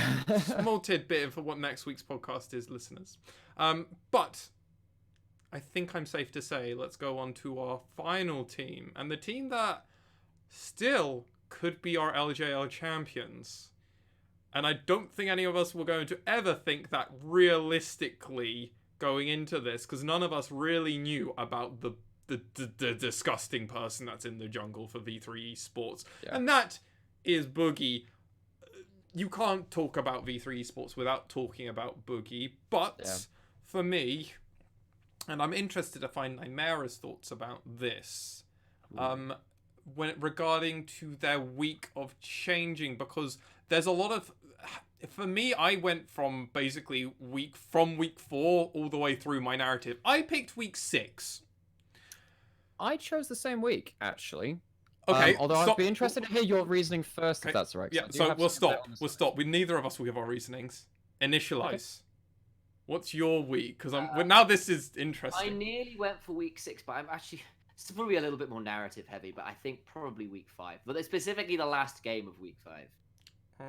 Okay, so as Nymaera is holding me hostage for content, I will facilitate and begin this conversation, knowing that Initia1ise has picked week 5. It will make things interesting. So, after becoming a one-on-one team for us, they were very much our one-on-one team, if you remember all the way back then. Having a small slip-up back in week 4, which was their first part I thought about, losing to Sengoku, who began their streak in that week. And also losing to the Hawks, and the Hawks were looking very shaky, but maybe they could hold it off. They did go 1-1 for a turnout. Actually, one more win would have got them into at least a tiebreaker spot. Good job, boys. I'm so happy I didn't have any money on it, or I would really be fuming. Week 5 started off a sign of change. Firstly, they did lose to Axis during their week, where they also went 2-0. Axis going 2-0 in that week. They did beat the Hawks. Justice for V3, not justice for me. Apparently, I definitely going into this, I was like, well, they beat them once, they could do it again. Nope. But week 6, beating both Rascal Jester and a down on their luck Burning Core, really seemed to show that V3 Esports were running hot. They then promptly went and beat DFM and CJ in the following week, and just looked almost unstoppable, placing themselves into a very well-deserved 3rd place spot. So while they were a week 3 team, a one-on-one team that definitely had a little bit of a downward trajectory, week 6 is that point for me where everything kind of really started going different. Yeah. Okay, so for me, week 6, and actually, no, the last game of week 5 also is, I did say week 5 into 6 technically in my thingy, so like I'm kind of halfway between you guys, but I'm going to technically go with week 6. Beating the Hawks is apparently a fun thing to do. But for me, it kind of stems around solving the ace problem in a lot of ways, because in week 6, he played 2 games of Syndra. They've played 5 games of Syndra. Does anyone want to hazard a guess of what the KDA of Ace's Syndra is? I have to assume it. Oh, I'm gonna... Oh, KDA. Oh, I thought you were gonna say win percentage. KDA. Fuck. I'm gonna... Well, the win percentage is 100%. What's the KDA? It's not infinite. Is he died? Okay. Ace, I'm going to... No, Ace is 100% died. That's for sure. I'm going to be saying... I'm high on Ace. I even put Ace where you guys wouldn't put Ace. So I'm higher on Ace just verbatim. I'm going to say he's got something like a 7-1 win KDA. Like KDA for Ace. Sam, have you got any guesses, actually? I think he's infinite. I don't think he's died. He hasn't died. Oh, jeez. He has not died. His KDA is 46. Jeez. 46 on Syndra. Admittedly, one of these games came in with that huge playoffs game on Syndra as well. Oh, okay. But well, like that he changes comes a in few with things, back, but okay. yeah, he comes back into. But no, he played 4 games outside. You know, he's played 5 games of Syndra overall, and like this started in week 6. We had this 2-0 week on the Syndra, and he looked good. Yes. He was playing what it allowed, and it's a good setup jungler, not jungler, mid laner, which can set up very well for his jungler. That's where I'm messing my words up. Because Scatter of the Week, it's really fast to follow up because the missile speed so long, it's very long range. It means that Boogie can go for plays and kind of go, I'm going to have like an extra 200, 300 damage on top of this because I'm going to have like a couple of skill shots from Syndra coming in. And what that means is that Boogie can just go balls to the wall, because the problem is that Ace was really struggling to make impact on 2 picks in particular, Jace and Zoe. Yeah. And I think the reason this is that they're just a little too skill shot reliant in some ways. Syndra, because she kind of has so low cooldowns in a lot of ways, and then can just ult into the Scout of the Week, even though she is somewhat of a skill shot reliant champion, it's not quite the same as the unreliability of something like a Zoe or a Jace, where like, you know, you're going to be waiting like 6-7 seconds for your next round of cooldown, stuff like that, longer for Jace, in fact. And like, he was just finding so much value out of the Syndra and staying safe at the same time. And that's not to say that the rest of the team didn't have other turning points, but for me particularly, I probably was a bit too far down on Ace going back into playoffs. I'll probably take the loss for that. Actually, I power ranked him really low. I had some real issues about him. But actually, like, week 6, looking back, and like, I think that in their round 2 series versus CJ, he kind of, there were some interesting moments from him again. But like his first round against V3, and then some of his games like at the end of the split were just really strong. So for me, week 6 was like when they finally found out, okay, right, we found a pick which enables Boogie to get, and it's not, also Boogie had his reliant picks coming back, like his 4-0 on Rek'Sai as well, loads of stuff like this. But for me, the Ace problem was starting to be solved in week 6, and that's the turning point for me. I mean, they had a back-to-back perfect game as well. Yeah, like going, it wasn't back-to-back. It was almost back-to-back. It was almost back-to-back. Yeah, they dropped a couple Drakes. They dropped a Herald. That kind of deal. But like, yeah, but like they weren't losing any kills. Having the only, or one of the only perfect games of the whole split. The perfect game burning core, which was something. So yeah. Yeah, I think Jester's. Oh yeah, Jester's had a perfect game versus, or technical perfect game versus Sengoku outside of one dragon, but they didn't die. So yeah, I mean, it's a dominant game either way. V3, right? I think the only one that had the decisive perfect game, which is definitely impressive. And like, they're a team that just keep growing to become more and scarier. And god damn, where has Boogie been for our region? Oh my god. Oh, he's so great. Oh my god. Boogie, you so fine. So I went with week 5, and mine was probably a little bit more of a narrative reason in that. So week 4 had gone fucking English students abysmally for V3. They'd gone 0-2 against Sengoku Gaming and the Hawks. Oh god, yeah. Versus V3, this was where Boogie was on Trundle, and Ace was on the Zoe. Got very little done at all. This was that ridiculous game where, like, despite being ridiculously far ahead, the only person who seemed to be doing damage was Archer, and then he went far too far forwards and got blown up, and then they just couldn't do anything. And then the second game versus the Hawks, Paz went 2-5 on Aatrox. Ace went 1-6-1 on Lissandra. Had an atrocious game. Like, it was bad. And that was versus the Hawks, you know, where Dasher went 6-0-8 on the Renekton. Tussle was 4-2-10 on the Elise, was flashing over to find people. Boogie was on Skarner and just didn't have very, very much pressure early on. Like, it was just looking really disjointed. And at this point, the race for playoffs was really heating up. Everyone was ridiculously close in the standing. Suddenly, Axis had started picking up wins, and people who shouldn't have been in contention for playoffs were. And V3, having gone 1-1 and were kind of feeling okay about their chance of playoffs, had gone 0-2. And they were on the verge of just not getting into playoffs at all. They then come into week 5, and they lose their first game. And they lose it versus Axis, and Axis are one of those teams just below them. Uinyan is on the Camille, Gario is on the LeBlanc, and they managed to basically managed to semi-backdoor them, and like, it's just, and they managed to pick off Archer, who'd been playing the game really well with the LeBlanc, and all this kind of deal.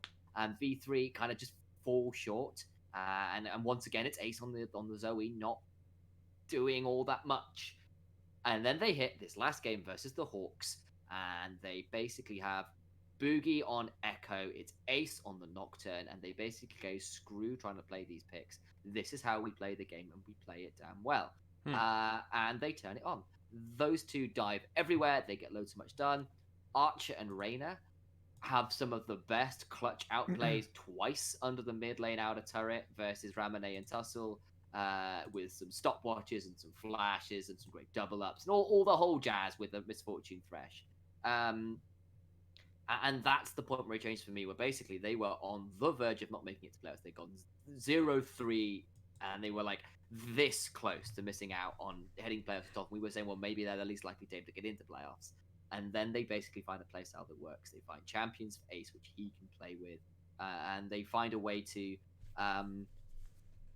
facilitate other players than Boogie being able to carry, basically. That's fair. Yeah. I think you raise an interesting axis. I would still keep I totally get to week 6. my week 6 point, but I actually think you raise an interesting point that obviously that was the huge point for me. That was a big deal, obviously. Also, not trying to do the meta thing, actually going against the grain and going, hey, screw your meta. We've got the best jungler, and we might also have a really secretly undervalued mid laner outside of also just having a solid top laner in Paz and just a robust bot lane as well. Not on a crazy bot lane, but a robust bot lane.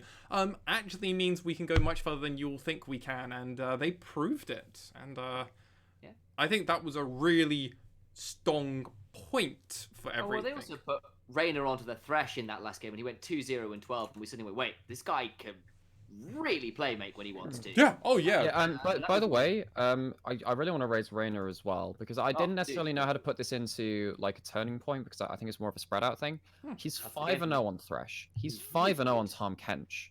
You know, and what this says to me is that he's not just playing one style and succeeding at it, and the team is not just succeeding at one style, because Thresh and TK are very different champions. They do kind of help in terms of giving your player some kind of an escape, some extra kind of stuff with that, but like they are still very different champions, right?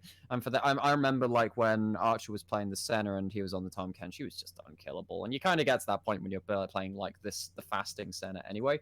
Which, by the way, if it was a meta talk thing, I'm not sure we're going to see that in Pro too much anymore, because Senna's been absolutely hit by an absolute sledgehammer, which is absolutely deserved as a support main. It's a support really main. hard. It's well freaking deserved. That champion what do you even do? should not be doing what they do.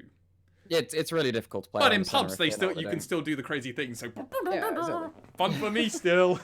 But yeah, no. Like Reyna has been so core to the success of this team. Like he enables the team so much.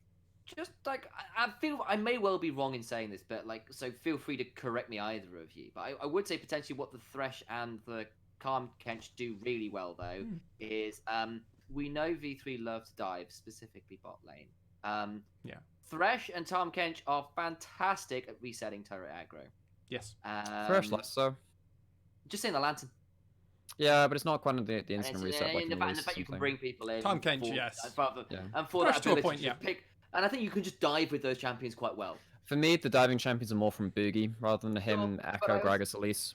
But I think it's also Reyna does a lot to set up those bot lane dives for me. Like it's Reyna and Boogie. No, I agree with you there. I also think his Flay, he's very good at doing this displacement sort of thing, which with the specifically on the Thresh with his Flay and hook, he rarely misses a hook that he doesn't want to potentially bait, but he rarely throws a hook that he doesn't want to try and do something with. Doesn't flay unless he needs to. Doesn't do the cage. And him and Boogie were playing on sync in some spots where Boogie was able to come out literally out of the fog of war into the middle of a team fight, specifically on Echo in some spots. And it's just like, where the did you come from? You just killed me on the tower and you're gone because of threat. No! Bad, but this is Boogie saying. And honestly, like any pick CC you play alongside an Echo is infinitely more dangerous, because parallel convergence, its kind of balancing factor is it's really hard to land, and if you're already CC'd, doesn't matter, you just die. And this is what Tahm Kench brought him to a point. A lot of the to be honest, Thresh obviously is all about that, and I think that's a fair point. Now there is a question that I want to ask you both that I have put in the document that potentially you're both somewhat aware of, and I'm going to phrase this more in depth now than this quick line I did. Why do we think the LJL, this split, was so bunched together, even going into week 7 and technically in playoffs because we had a tiebreaker match? Why do we think everyone was so clumped together, out excluding arguably the Hawks to a point, and also arguably DFM more so? Why do we think that's a thing? So the standings. Yeah. In terms of why do we think it's a problem with the LJL structure? Do we think potentially it's a problem with the teams? Do we think it's everybody's a similar power level, excluding potentially DFM? Did it take things to come on? These are the questions I'm interested in, and potentially answers to them. We're going to be speculating a lot on this because we don't have contact with the teams, we don't have contact with the players and stuff. I think one thing is that there are just a lot of new players. And it's something which SOAS has talked about a lot in terms of pro players with this kind of opinion, is that sometimes you need like a season of playing versus someone to like know their tendencies and to like know the ins and outs of that player matchup. So that's why like SOAS sometimes like doesn't do so well versus people who like rookies and whatever, but then like everyone knows how he plays because he's been playing since season 1. But then like eventually he just downloads you and it's like, oh, okay, cool, whatever. And then he just like in the big games, he knows how to play against you, and that's it. We haven't, because we have so many new players in the LJL this split and so many teams playing diametrically opposed styles, people just take a while to adapt to that, which is why, you know, we've had 3 5-game series in the playoffs. This is the first split a load of these teams and a load of these players have really faced off against each other. I mean, obviously some of the players are, you know, like Art's been around for a while. DFM has been around for forever. Initia1ise's been around for forever as well. So for me, I think sure. There are tenure players, but there's also a mix of new blood there as well. Yeah, and I think that one thing is that basically all of the teams have been happy with a lot of the meta, so it's not like any one team has been massively favored. And then a lot of it for me is that because there's just been this influx of new players, no one really knows the player matchups as strong as some other regions might do just yet. So you're coming down more on player matchup. Interesting. Initialize. Any thoughts? Speculation, though. Oh, yeah, obviously. I think I have a slightly different take in that... Why I asked the question? Where are you going? So I think actually probably a lot of what we talked about this episode, there's various turning points. I think a lot of it has been teams started at very different levels, and what we assumed was going to be the top and would continue to be that way. Actually, what we had is a lot of the top teams dropped, a lot of the bottom teams got better, and it was there is an element of the coaching staff. So things like, hey, Burning Core look pretty good. Hey, these Hawks guys look pretty good. Hey, CGA look pretty good. Wait, they've actually got pretty clear flaws. We can exploit them, and they haven't dealt with them. True. And other teams who started pretty badly and say, yo, you've got these flaws, worked on them and got better at them, and then kind of grew from there. And then eventually we hit this point where we had a number of teams who, well, we had two kind of teams. We had, aside from DFM, who were just outliers, we had teams that were coasting off their initial successes and were desperately trying to gain those last couple of wins to get themselves into playoffs because they were struggling with other issues that people exposed. Or we had other teams that had pretty clear strengths and then also pretty clear weaknesses, I think is probably the way of putting it. So people like CGA, you knew Aria was going to be a monster. You knew Gango had the opportunity. You also knew there was probably some exploitable stuff in the jungle and support. You know, I think sorry, just one other thing is that actually so many people had so many shared champion pools thinking about it. I think that might play into it too, because if you know how to play that champion, like play with and against that champion, it applies to every team in the league. Actually, so your prep is overlapping quite a lot. So carry on. Yeah. And, you know, or look at, say, V3. It's like, okay, what happens if Boogie doesn't get to do anything in the early game? Well, turns out you end up with a week 4 when he's on Skarner and Trundle, and Ace goes 1-6-1. Like, that kind where you suddenly have like teams that have very clear win conditions, but also really clear loss conditions. I think probably didn't help. Where sometimes you get exploited, sometimes you wouldn't. And I think the other point being the turning points, where teams started strong and then really fell off for a bad turning point. Other teams started with flaws and worked on what they needed to get significantly better. So I partly think it's just lack of games. I think we do have 2 weeks less. That's true. We have 2 weeks less than most other regions, but most other regions have a minimum of 2 more teams. So I don't have a problem necessarily with that. I would love us to foster this if obviously this is Magical Christmas Land, but I would love us to do what LCK do. We don't have a huge amount of teams. Best of 3s, round robin. Keeping a very similar thing, but instead of condensing all the games into basically 1 or 2 days, spread them out if possible. Really go in. And Nymaera, you had a point you were going to say. Yeah, basically we have 2 less teams, you know, like that's already less. I mean, that's for each team, that's 2 less games. For the league as a whole, in terms of your prep, that's 2 times 8 pretty much. That's like 15 less games or something like that, right? Yeah. But that's okay. Condensed like a little bit. 18 less games than like most regions. But if we had a series 17. system, we instead of then that goes way up. Yeah, because I mean, think about it. Detonation Focus Me only played 14 games. Everyone only played 14 games. Whereas if you look at LCK, at least double that. Gen G, top of the standings, only had 2 more teams in their region. So that's not a huge amount of team numbers. They played basically 4 times the amount of games that DFM played. You get to know the cream of the crop and what people are made of in that kind of thing, right? Maybe Axis solved their problems earlier. Maybe they fall completely over. Maybe we get to see these kinds of... Maybe Hulks actually work out their problems before basically playing 14 games and told, you're out. Yeah. I played more than 14 games of solo queue in some days. I definitely know Nymaera has. I definitely know Nymaera. I'm actually really bad at doing that. I'm not great at grinding out solo queue. I think my top I've done 13 games in a day. Damn. That's the most I've done, I think. Initia1ise, have you beaten that? Nah. Not this split. Back in the day. For me, I have to go back. I'm quite a casual League player. I quite enjoy playing it. Casual on a literal podcast. Yeah.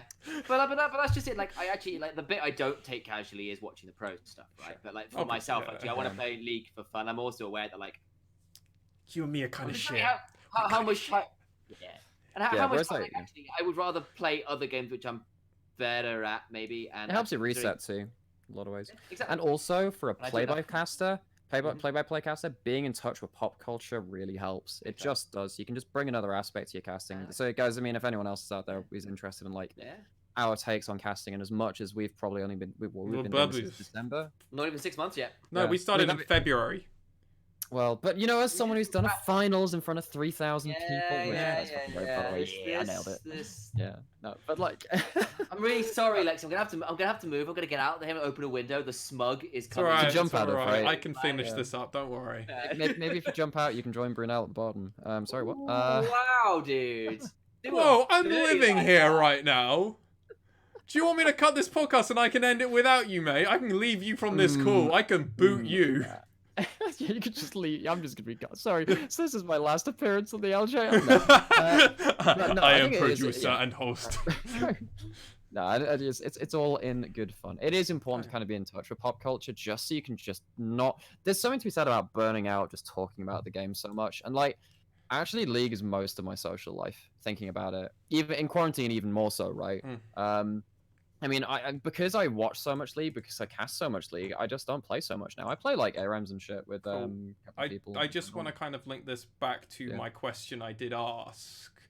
I completely forgot to go which again. Was all about, obviously, why did the teams bunch up all together? I want to kind of finish this point before we tangent off into potentially anything else, Nymaera. Apologies. I do have to run a somewhat tight ship, because I don't want this to be a hugely long episode. No, sure, go for it. Do we think additional games would help? I think it would in some degree, because then it really shows the adaptation and the mindset of each team. And that all, it just kind of forces the hand a little bit. And I think if it would still be close at that point. Yeah, more teams would be another thing, but then you have to worry about player pool, talent pool, stuff like that. And I'm not sure if the LJL scene. You've already got a lot of imports. The problem is like doing a logistics when you're holding a venue in like Shibuya and stuff is really hard already, and that's why the schedule is really nasty. Doing it with best of threes, like with variable times and stuff, when you can have like 2 series in a day, which might go to 3 games, might go. I mean, that's why the LCK has like this large break between them, so it would never overrun. Yeah, I mean, like, they do 2 games a day, and then they do it for 4 days a week. I have no idea, obviously, if that's something. But maybe it's something that maybe if they wanted to do, instead of hosting it at a venue, maybe they have to get their own venue. Maybe they move it to a different location. Maybe they don't stay in Tokyo still. They're Riot. Riot have money. Yeah. Yeah, I mean, LJL is a big viewership. Yeah, especially in Japan, specifically in its own region. Exactly. So it's like, I understand not wanting to move from Tokyo, but if it's cheaper elsewhere, maybe it's a valid thing. As long as the travel's okay. It's where the servers are as well. It'd be like, does the LCS really want to move from LA? Probably not, despite the fact that LA is disgustingly expensive. Yeah, but LA's nice. I'm a fucked up person. I liked LA. I'm a horrible, horrible This is a man who's in love with traffic. Oh man, I know, God, I'm bad. Anyway, with that all said, I think it's about time that we go over to Meta Talk. Oh wait, there is no Meta Talk. Oh wait, no, there's not. There's no Meta Talk. Nah, not this week. I got sorry, you. guys. I debated you. Yeah, there's just so many patches to run down. I've been doing all my prep for the current patch. Like, there is some stuff, but I haven't really done it in the context of the teams. Like, there will be some big stuff. Like, what's happening with the AD carries? What's happening with a lot of the mid laners now? I mean, Azir's back. We're seeing a lot less of some other things. Is LeBlanc going to be so much of a power pick for all this other stuff? Relevant to our playoffs, because we're still way back on what, 10.5? Yeah, and it just doesn't matter to our playoffs right now. 10.5. But these are the questions I'm setting up. So, yeah. But with that said, we are going to give you a sneak peek into what next week's episode is going to be, which is going to be coming and explaining that we have our quarterfinal, our semi-finals and our finals happening back to back on the 3rd of March and the 4th of March. That was confirmed over on the LJL officially official website on the actually official on the actual official Riot Games LOL esports side. It was confirmed that is when their finals are. This was not mirroring up to our own expectations. We were expecting at least a week break, if not it made no sense, but then apparently they've just booked it for a Monday.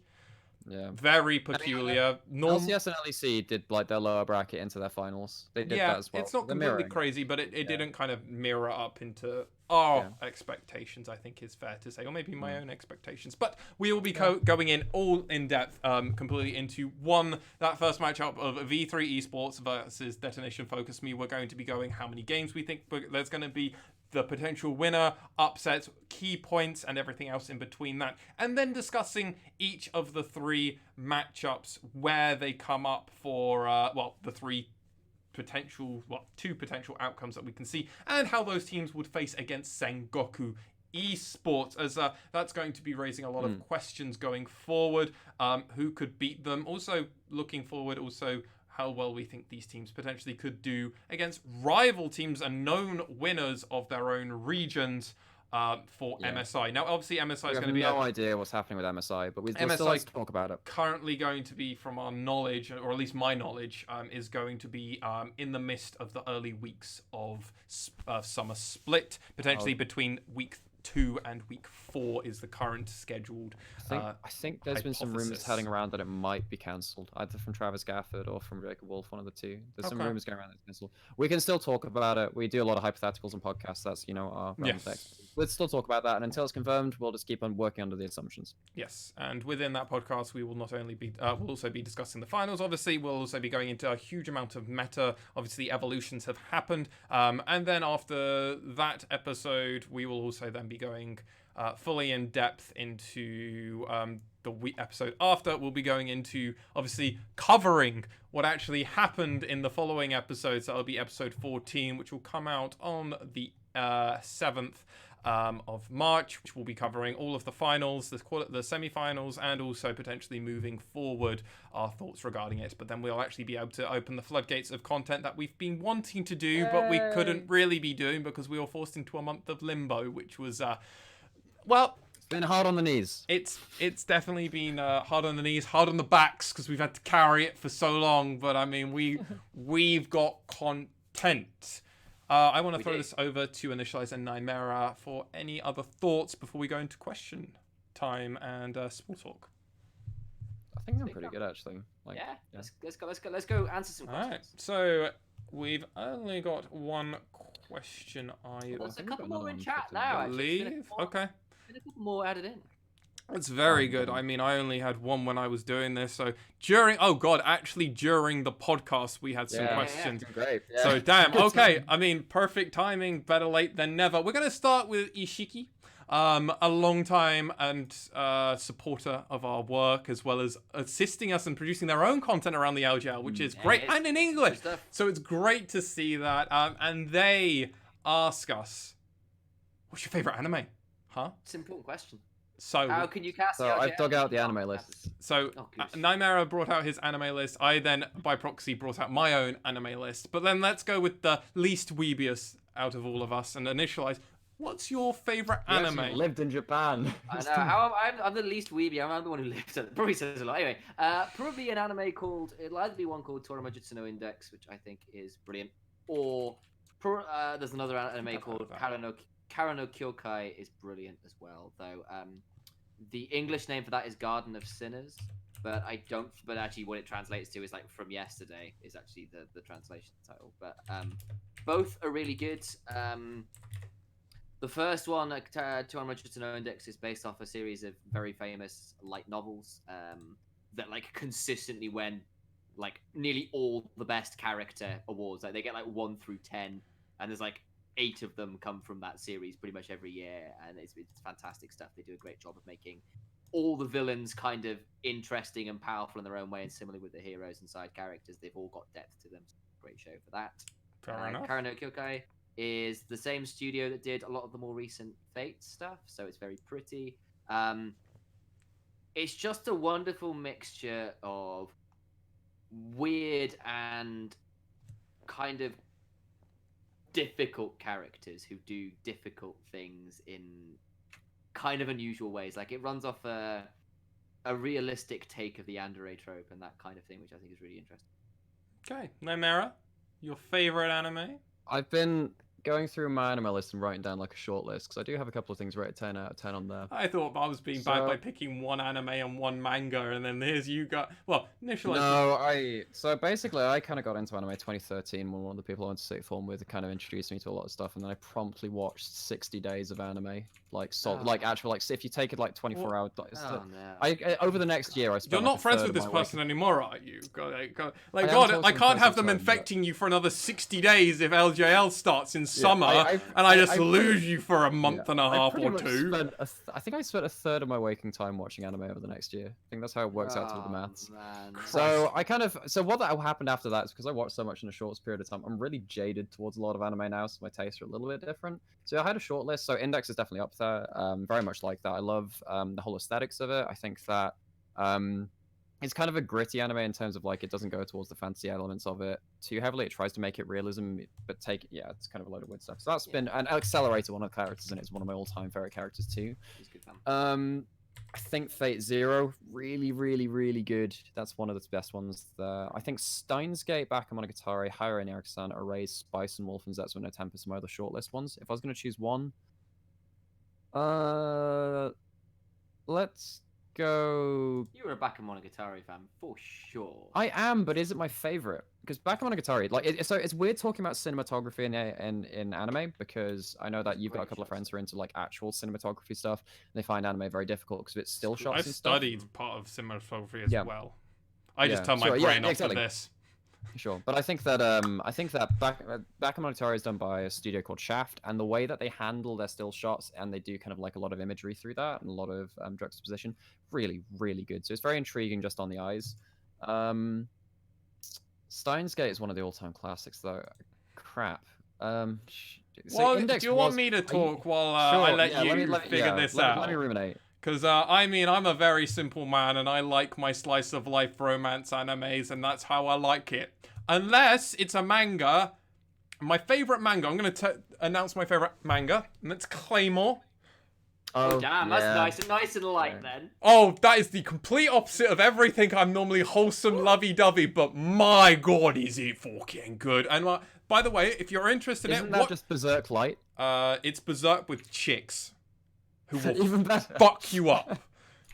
But you also have guys in there who are like actually genuinely scared, but then there's the whole thing with Priscilla and Teresa, and I might go read it all again. It's so good. I like Dankai Daisy, and I like a bunch of these other things. And I'm a slice of life man by heart. I mean, I could do a short list, but I know where I'm always gonna be, and I'm portraying myself so badly from my school lovey-dovey romance anime. I could go with Clannad. I could go with Kaito. Oh, Clannad After Story is the most heartbreaking thing ever. I could go with K-On! I was wondering whether you would go for that. Okay, I could go with the easiest one. Oh, he's going to, isn't he? Lord Suzumiya Haruhi! Let us praise her, for she is the one true god. Arya and Boogie are by disciples of the Church of Haruhi Suzumiya. And for I worship her. Is there a video of you dancing the Haru Haru dance somewhere? The Haru Haru Yokai, or whatever it is. I don't want to talk about that. I'm not talking about that. That's like the same era as Carmel Danson, and that's a dangerous thing to go into. But I mean, that is my favorite anime. I mean, I've been paying attention to Dragon Ball and the Dragon Ball industry and world and like the fan sites to it since 2007. And I've been listening to the number one, the longest running Dragon Ball fan site podcast called, now it's called Daizenshu. I remember when it was back in, like, all over the place. I've been listening to them since episode 50. They're now on episode 400 and something now. So, like, I've been around and I've listened to probably most of them in between. Maybe a small chunk, but that's my one. Oh, Nymaera, what's your favorite anime? Come on. Sure thing. I'm gonna go with the first season of Bakemonogatari. You can say 2 because I gave Initia1ise 2. Okay, sure. I think so. Index was one of the first anime I ever watched, and I love what it tried to do. It's not a perfect. The franchise has kind of gone down a hill a bit. I think third season was a bit disappointing for me. I was really looking forward to that, and it kind of fucked it up. Season 2 of Index is really good. It's Railgun S, actually. If I was gonna choose a favorite arc, the Accelerator arc in Railgun S, really, really good. Favorite series, probably the 24 episodes of Bakemonogatari. I really have a soft spot for Hayao Miyazaki though. And also Spice and Wolf, because like I actually didn't watch Spice and Wolf season 2 because I saved it for a rainy day. It's like when it can't get any worse, I'll break that out. And then also Steins Gate is one of the narrative masterpieces of our time. So shit. Okay, I'm gonna go with Bakemonogatari and Steins Gate overall. Those two. There we go. God, that really didn't feel like it should have been a really hard thing to rip it off. Mate, I've watched too much anime, and that was easy for me because I just went to my weeby whole place. I know where it is. I got a little weeb patch inside of me, and every time I cosplay, he comes out. Nishala and Sam has seen that weeby side of me come out in its truest form in full cosplay as well. He knows I go full like. Oh, I fully embrace the character. I roleplay. I've watched like 8,000 episodes of anime. It's hard to narrow it down. Oh boy. I'm looking forward to episode 100 of the podcast. Oh, it's gonna be lit, dude. And now you understand, despite having, despite me having lived in Japan, why I'm in fact not the weebiest out of the people I cast here with. Oh, if anyone wants to have like anime discussions in the Discord and shit, I'm down for that. We can set up a separate chat for that. I'm not having that in the general chat, taking up just actual quarantine that away. Yeah, 100%. Has to be quarantine channel. I mean, I'm fine with that. We can put it in miscellaneous and just call it quarantine XX anime XX. That's just going to invite porn, dude. Careful. I mean, it's we can put it not safe for work channel. I'm okay with that. I don't care. It's in a quarantined area. We can have not safe for work anime and safe.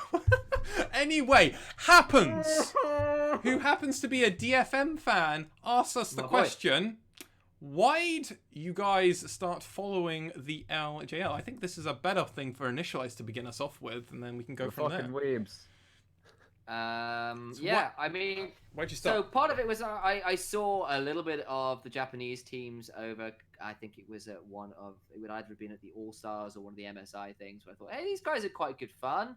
And then effectively I kind of kept a little bit of tabs, and then on them, and then I moved out to Japan. At which point my time zone was basically perfect for LCK, LPL, and the LJL. So I followed a lot more of the LJL consistently then. I'd been paying attention to Rampage at the time because that was a few of the guys I really rated. I was also quite a big fan of Ramune. I was a big fan of Tussle at the time.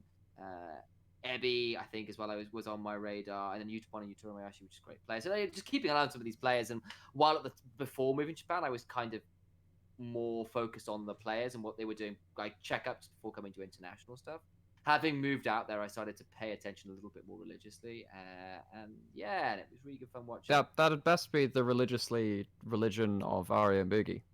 Ari wasn't in the league at that point. Neither was Boogie. It'd best be now. No, it's of Suzumiya Haruhi. Shut up. Shut up. Okay, so you kind of, so initially your story was because you moved. You were aware of the region, but then you became more interested in following because of situations that occurred in your life. So exactly. So it was kind of players I'd kind of seen and go, oh, you're kind of cool, and then from that into I'm moving out there, and this is what's on at the time. Sure. I want to keep the league. Fair enough. Yeah, I think for me it's much more of a It's been basically because of the LJL Officially Unofficial for me, largely. Like, obviously, I followed a little bit of it because I do check in on the minor regions the emerging regions every now and then because you see them in Worlds Play and see them in MSI and all this other stuff, and then you just get to know people around those scenes when you talk about it and stuff. It's not the highest level League of Legends, so that's why I didn't necessarily find myself drawn to it because Sure. you know I'm an LCK fanboy, have been a Tier 1 fan, SKT fan since Season 4 and all that other stuff. But you know, I think as a group we saw that there was an opening to do a broadcast of English language for the LJL scene, and obviously it has paid off in absolute spades. It's been very satisfying doing all this stuff. So as soon as we started like diving into it, watching you know, last year's games, particularly the last splits playoffs and stuff, you know, you started seeing, you know, the diamonds in the rough, or just the straight diamonds and stuff, and in the way that DFM were playing a lot of the ways. No, okay, not straight, not in terms of rank. No, that's actually really bad in League, isn't it? So, oh, the straight diamonds. Oh, okay, no, it's actually pretty putting them down there. No, but like, I think challenges in the rough. Yeah, I think there's something to be said about just seeing the opening in the market, and then just viewing it from a kind of slightly colder perspective of, well, you know, we can make something of this. But, you know, it's still something which we've kind of grown to love, and absolutely glad we have dived into this because it's had a lot of payoff for us too. Yeah, I mean, this was a league that I vaguely was aware of for a very long time ago. I first came aware of them when the servers popped online. True. I have been playing League for the longest out of the three of us, but that does not mean I am the best, also, but definitely not my rank. I think I'm the lowest rank out of all of us.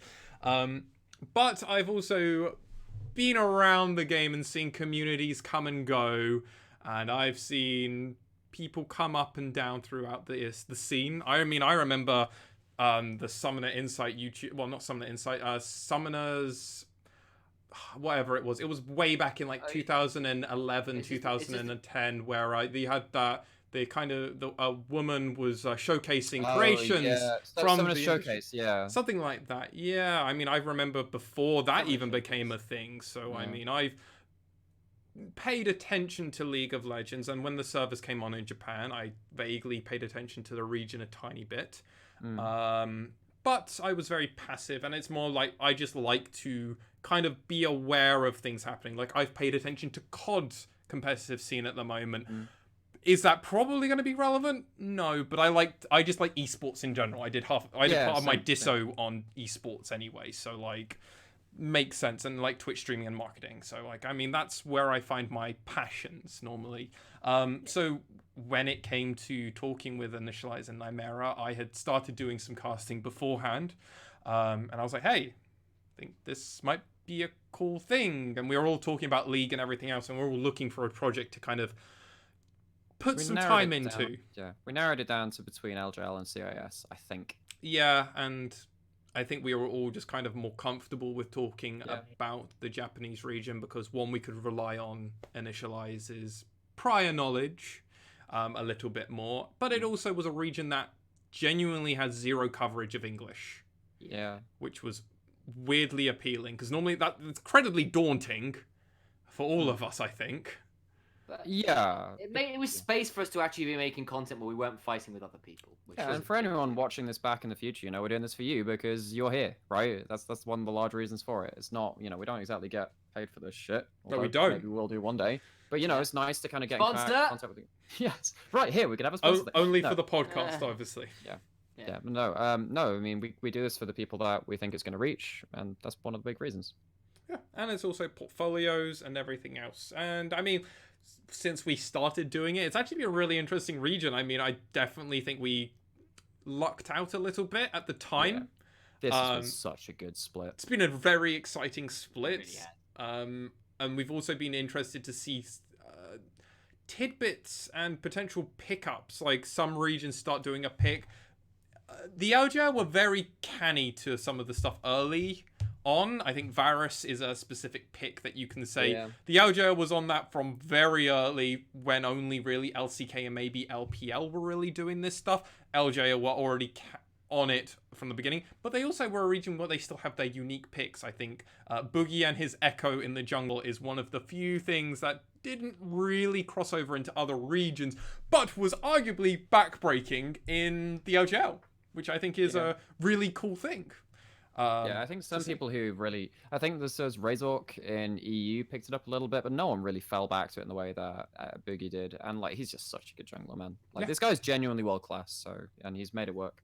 And it's just been really cool to see this region kind of evolve and go from everything else. I believe that's all of the questions that I'm seeing now. But if in the future you have any questions to us, as we are trying to make this a bit more of an open thing, it doesn't have to be all about the LJL.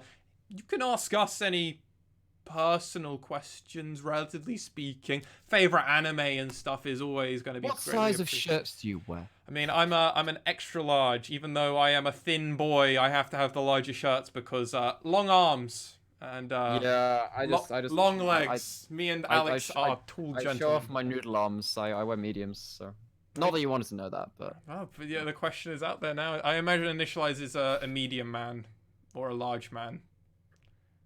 Oh, he's muted. He's actually muted. Oh, that's impressive. I did not do that. Whoops, there we go. I went to type and Gotcha. not to stop the clicking on the mechanical keyboard. But no, I'm mediums or smalls depending on the brand. Yeah. Cool. Very good, very good. Now we go. I am apparently the fat boy of the group. But that is not hardly. Well, you're what, 6'6", 6'5"? 6'6". Yeah, I'm. Yeah, you go. I'm a very cool have to be boy. large at that point. When we get to go, fuck, man. Oh, we are lanky. I'm like down at 5'11". I'm like a good. And you're not small. That's the thing. You are not a small guy. I'm over average. And then compared to us, it's just like, hey, bruv, you're kind of small, and it's like. But you're almost 6 foot, and we're like, yeah, that's cool. I don't think you have the facilities for that, big man. Yeah. But God, imagine us in Japan. Like, because I put all my waiting for it, man. Into my giant wrinkly brain. I mean, I'm painfully single, so maybe they'll help. Oh. I mean, the three of us running around in Japan, just three white guys in Japan, but we're just friends. Now, if anyone knows that song, I appreciate you. What? It's a Lonely Island song. If you understand. Oh yes, yeah. Like the thing I learned the other day. You know, Jake Peralta in Brooklyn Nine-Nine used to be a member. The guy who played him used to be in the Lonely Island. Oh, yeah, well, I know him as the Lonely Island guy. I had no idea about that. What? I know him as the jizz in my pants guy. I only listened to their music. I didn't watch their music video. See, so when I first saw him, I was just like, when's he gonna say jizz in my pants? When's he gonna do it? When's he gonna do it? It's like, so my co-caster for the Newell stuff, the finals I was casting, was like, bring me up to speed like an hour. Give me a shout out. Greyheart. Yeah. Oh yeah. Yeah, he's a super Stanley guy. Greyheart Barker. Great. Yeah, I very much enjoy casting with him, and his dogs who just come on cast. He has two little corgis. They're not corgis, but two little dogs. But yeah, no, like so like an hour before the finals, like, oh man, you've never seen all. It's just like instead of like doing prep for the finals, just show me fucking Lonely Island music videos. Look, guys. And suddenly the Newell guys are down gonna my get you drink while the kicked. rhythms boom. I can say the whole song off by heart. By the way, do not test me. Remember, I did train to be a singer. That kind of memory is in me now. Same. I think all of us have had vocal training on that side actually. Wow, that is weird that we're a trio of vocal training. But then we did harmonize unintentionally, so. True. Well, vocal training is actually quite useful in terms of voice modulation and stuff. Just learning how to breathe and regulate your cadence and the way that your body moves, and like how you're sitting and stuff to make it easier for you. So like you don't want to be like completely slouched over and like talking like this and all the shit. You don't want to be fully relaxed and noodle. Yeah, exactly. I think that I'd if love I was to have going a to name like desk. I think 3 things which would really help in terms of like any caster in any game. One of which is vocal training in the singing sense, acting and improv.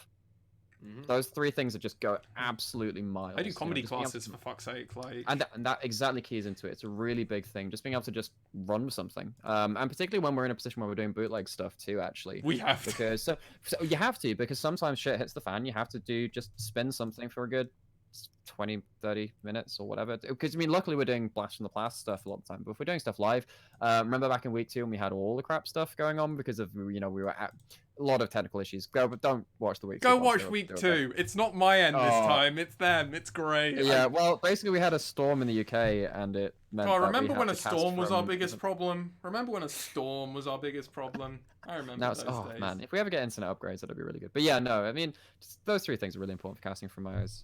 Not that I've actually done improv stuff myself, but I do want to pass it over to Initia1ise, and then after Nymaera for any closing thoughts for this episode. I think this has been a pretty fun episode. We covered a lot. It's been another one of those episodes where we've managed to take teams apart and look at them from a different angle. And I think that's been pretty constructive in terms of why and how we view teams the way we do, and a little bit of context to their history and where they're at now. As for the questions, there's been some fun ones.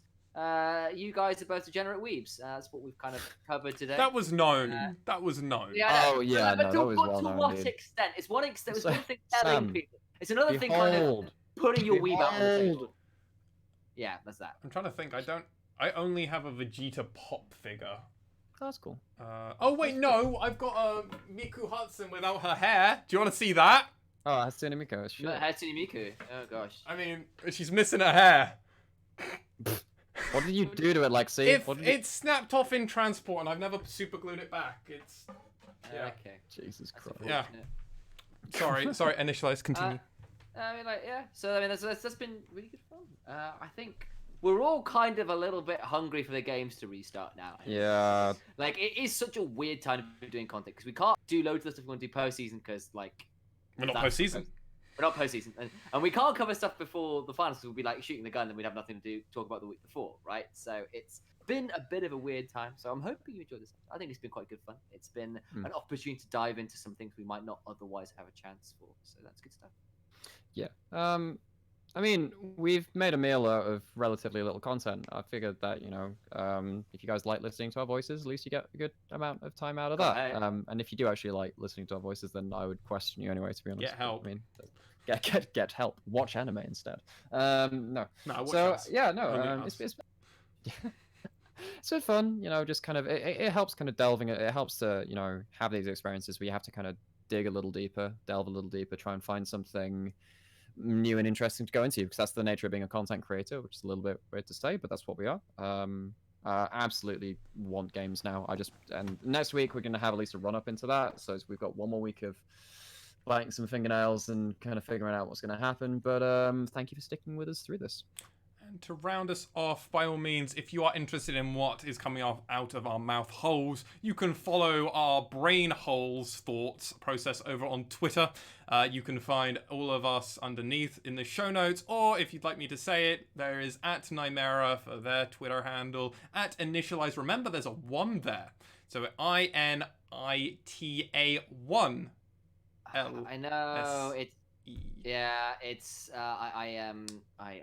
or just go on the LJL Unofficial Twitter page, and it's right there, as well as my own one, which is at MaskedSwan. You can also find us over on Instagram or Twitch at LJL_officially_unofficial, or with a quick Google search of LJL Unofficial or just LJL stuff. We do actually start popping up. I am very happy that the AdWords, or not AdWords, Google terms, keyword stuff that is vaguely working, because we are our active content, and this is why I was always pushing for our podcast to stay relevant, consistent, because it helps keep in the Google parts and all that other stuff. As always, we are not affiliated with Riot Games, Riot Japan, or any of their partners. This is also all of our own thoughts, and also does not represent the LJL Officially Unofficial, and it is purely us talking out of our fucking assholes sometimes. Obviously, you can. Oh yeah. You can obviously find this. That's the bit you want to pay attention to stuff coming out of their mouths, not their asses. That's the bit you want to pay attention to. That's hard to differentiate, especially when I'm talking. So I mean, it's fine. Definitely. I turn off halfway through this podcast. Honestly, I mean, don't blame you. That's bad as the host. Anyway, check out all of our social media, and as well, you can find us over on our official Discord, where if you want active thoughts about anything, also it is where we ask for podcast questions. This podcast does go out on all audio platforms, as well as is posted over on YouTube. Expect it around 5 p.m. on Thursday BST. But more importantly, keep yourself safe, happy, and as healthy as possible in regards to everything and those that you care around you. Practice social distancing, wash your hands, and take care of oneself. But for myself, Nymaera, Initialize, thank you so much for listening and or watching, and we hope you have a wonderful rest of your day. Take care.